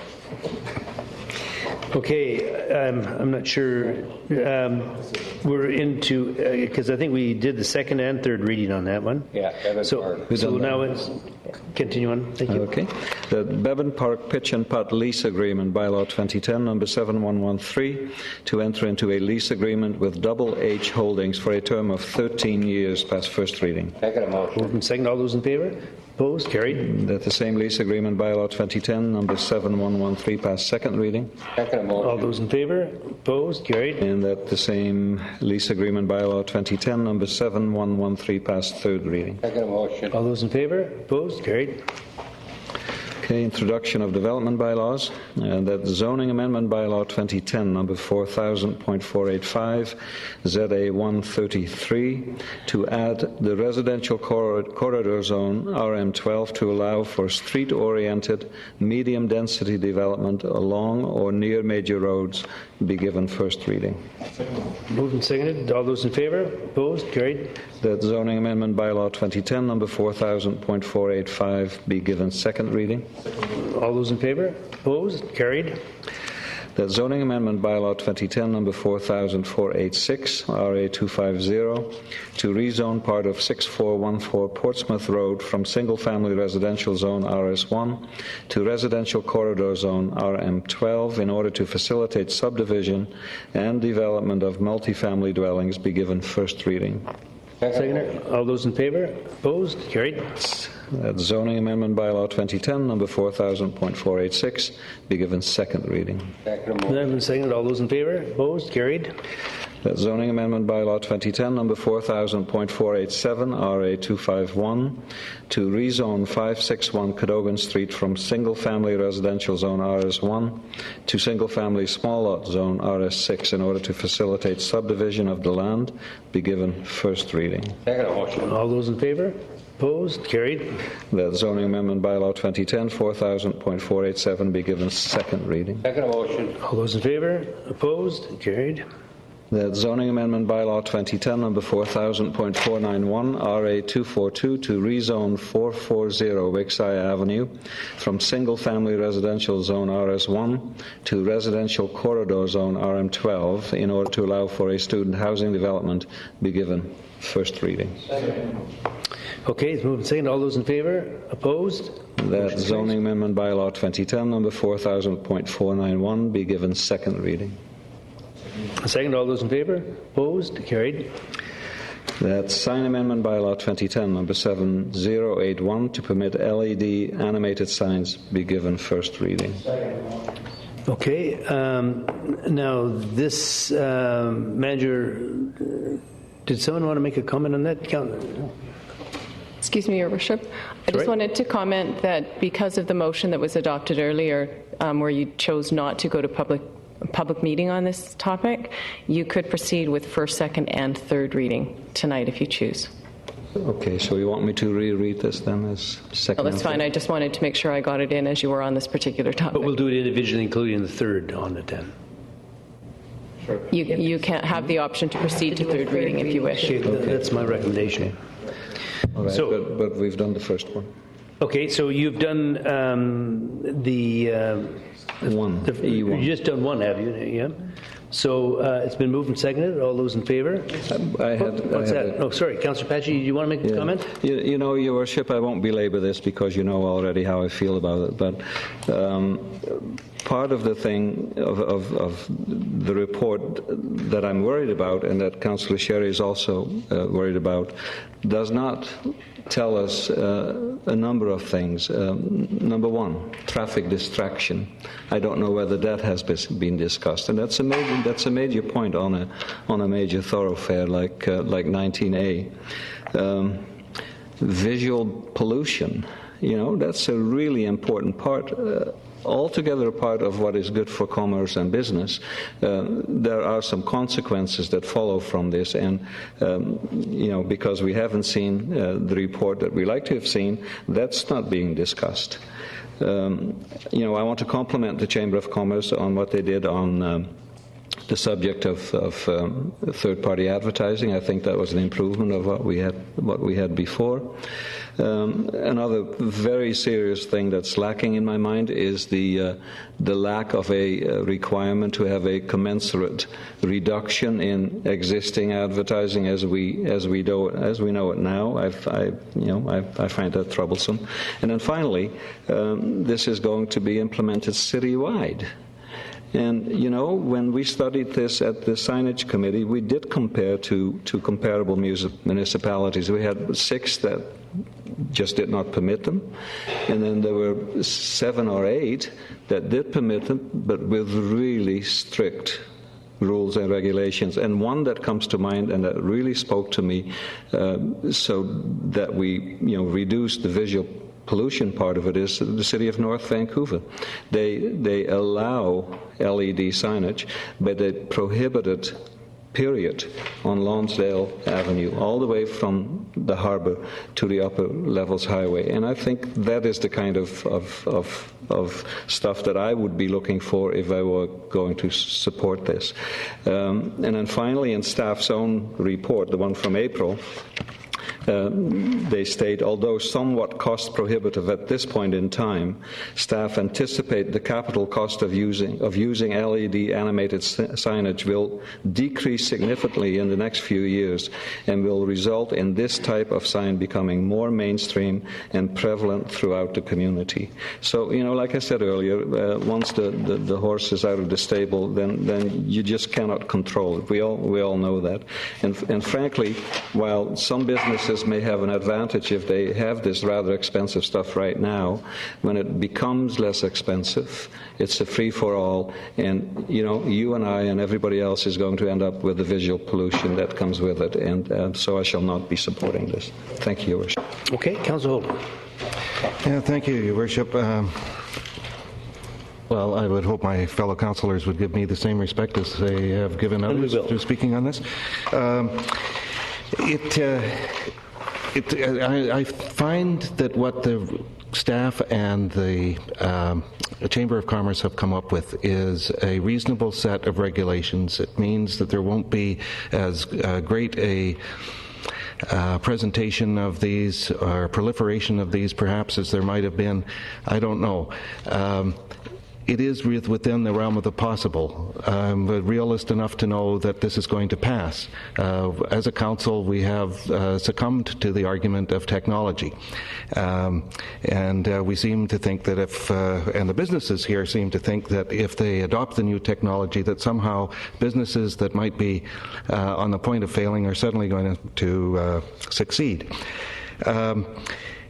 And I think of the fact that we are heading off in a week or so to Whistler, which has had a very strict sign bylaw, very effectively maintained, does not allow all kinds of agitation and jumpiness in their signs. In fact, restrict them to wooden painted signs, as far as I understand. And there's dozens of very successful businesses there. So successful business, it just seems to me, and I just want to say, often depends upon good taste and good products, at least as much as it does on garish signage. On the other hand, I can't help but remember as an adolescent walking the streets down from my home in Burnaby to the streets in Vancouver and seeing the remains of a whole set of incredibly beautiful neon signs. They lit up the street in a way, they lit up the wetness on the pavement in ways that great artists have been able to capture. Somewhere down the line, City Council said, we're going to approve that new technology of neon lights and neon signs, and we got those things of beauty. So I'm hoping and voting for this in the hope that the people that manufacture these signs and the people that want to use them to advertise will be creative that they'll do things of beauty with this new technology, that it won't be just a set of garish squares as you walk down the street, but in 50 years people will say, aren't those wonderful old kinds of signs that Nanaimo has? So I'm going to support it. Okay. Councillor Unger. You're on. Thank you, Your Worship. I think we're making much ado about LED signs. It is a technology that's already outdated, on its way out to be replaced by the technology that television uses nowadays. So we won't be bothered by this for very long anyway, and then we'll be arguing about the new technology that is already on its way. I will be supporting this. Okay, and I shall support it too. On the, is it the wish of council, then we will do the first reading, second reading, and the third reading. Okay. You have to vote on it, so you're going to be reading it first. So do you want to start off with first? Okay, all those in favor? Opposed? Councillor Pachi opposed, Councillor Sherry opposed. Motion carries. That sign amendment bylaw 2010 number 7081 be given second reading. Seconder, okay. All those in favor? Opposed? Councillor Pachi opposed and Councillor Sherry opposed. Balance of council in favor. It passes. And the final one would be this. Well, but we had agreed. The sign amendment bylaw 2010 number 7081 be given third reading. Okay. All those in favor? Opposed?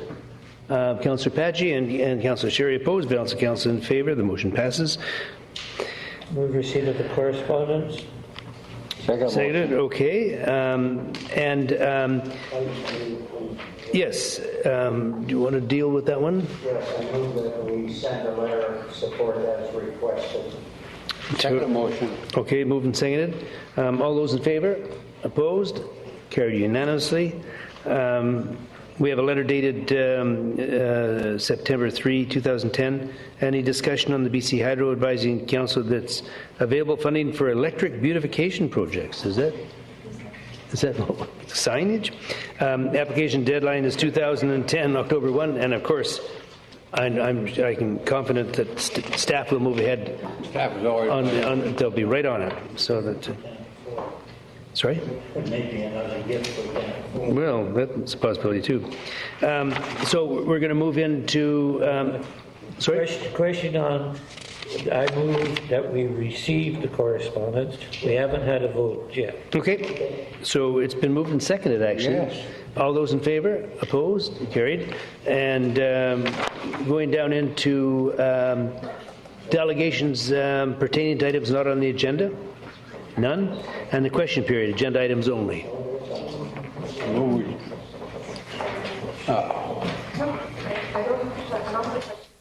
On behalf of the residents of the Westwood Lake area, we thank you very much for your kind deliberations tonight. Thank you very much. Thank you.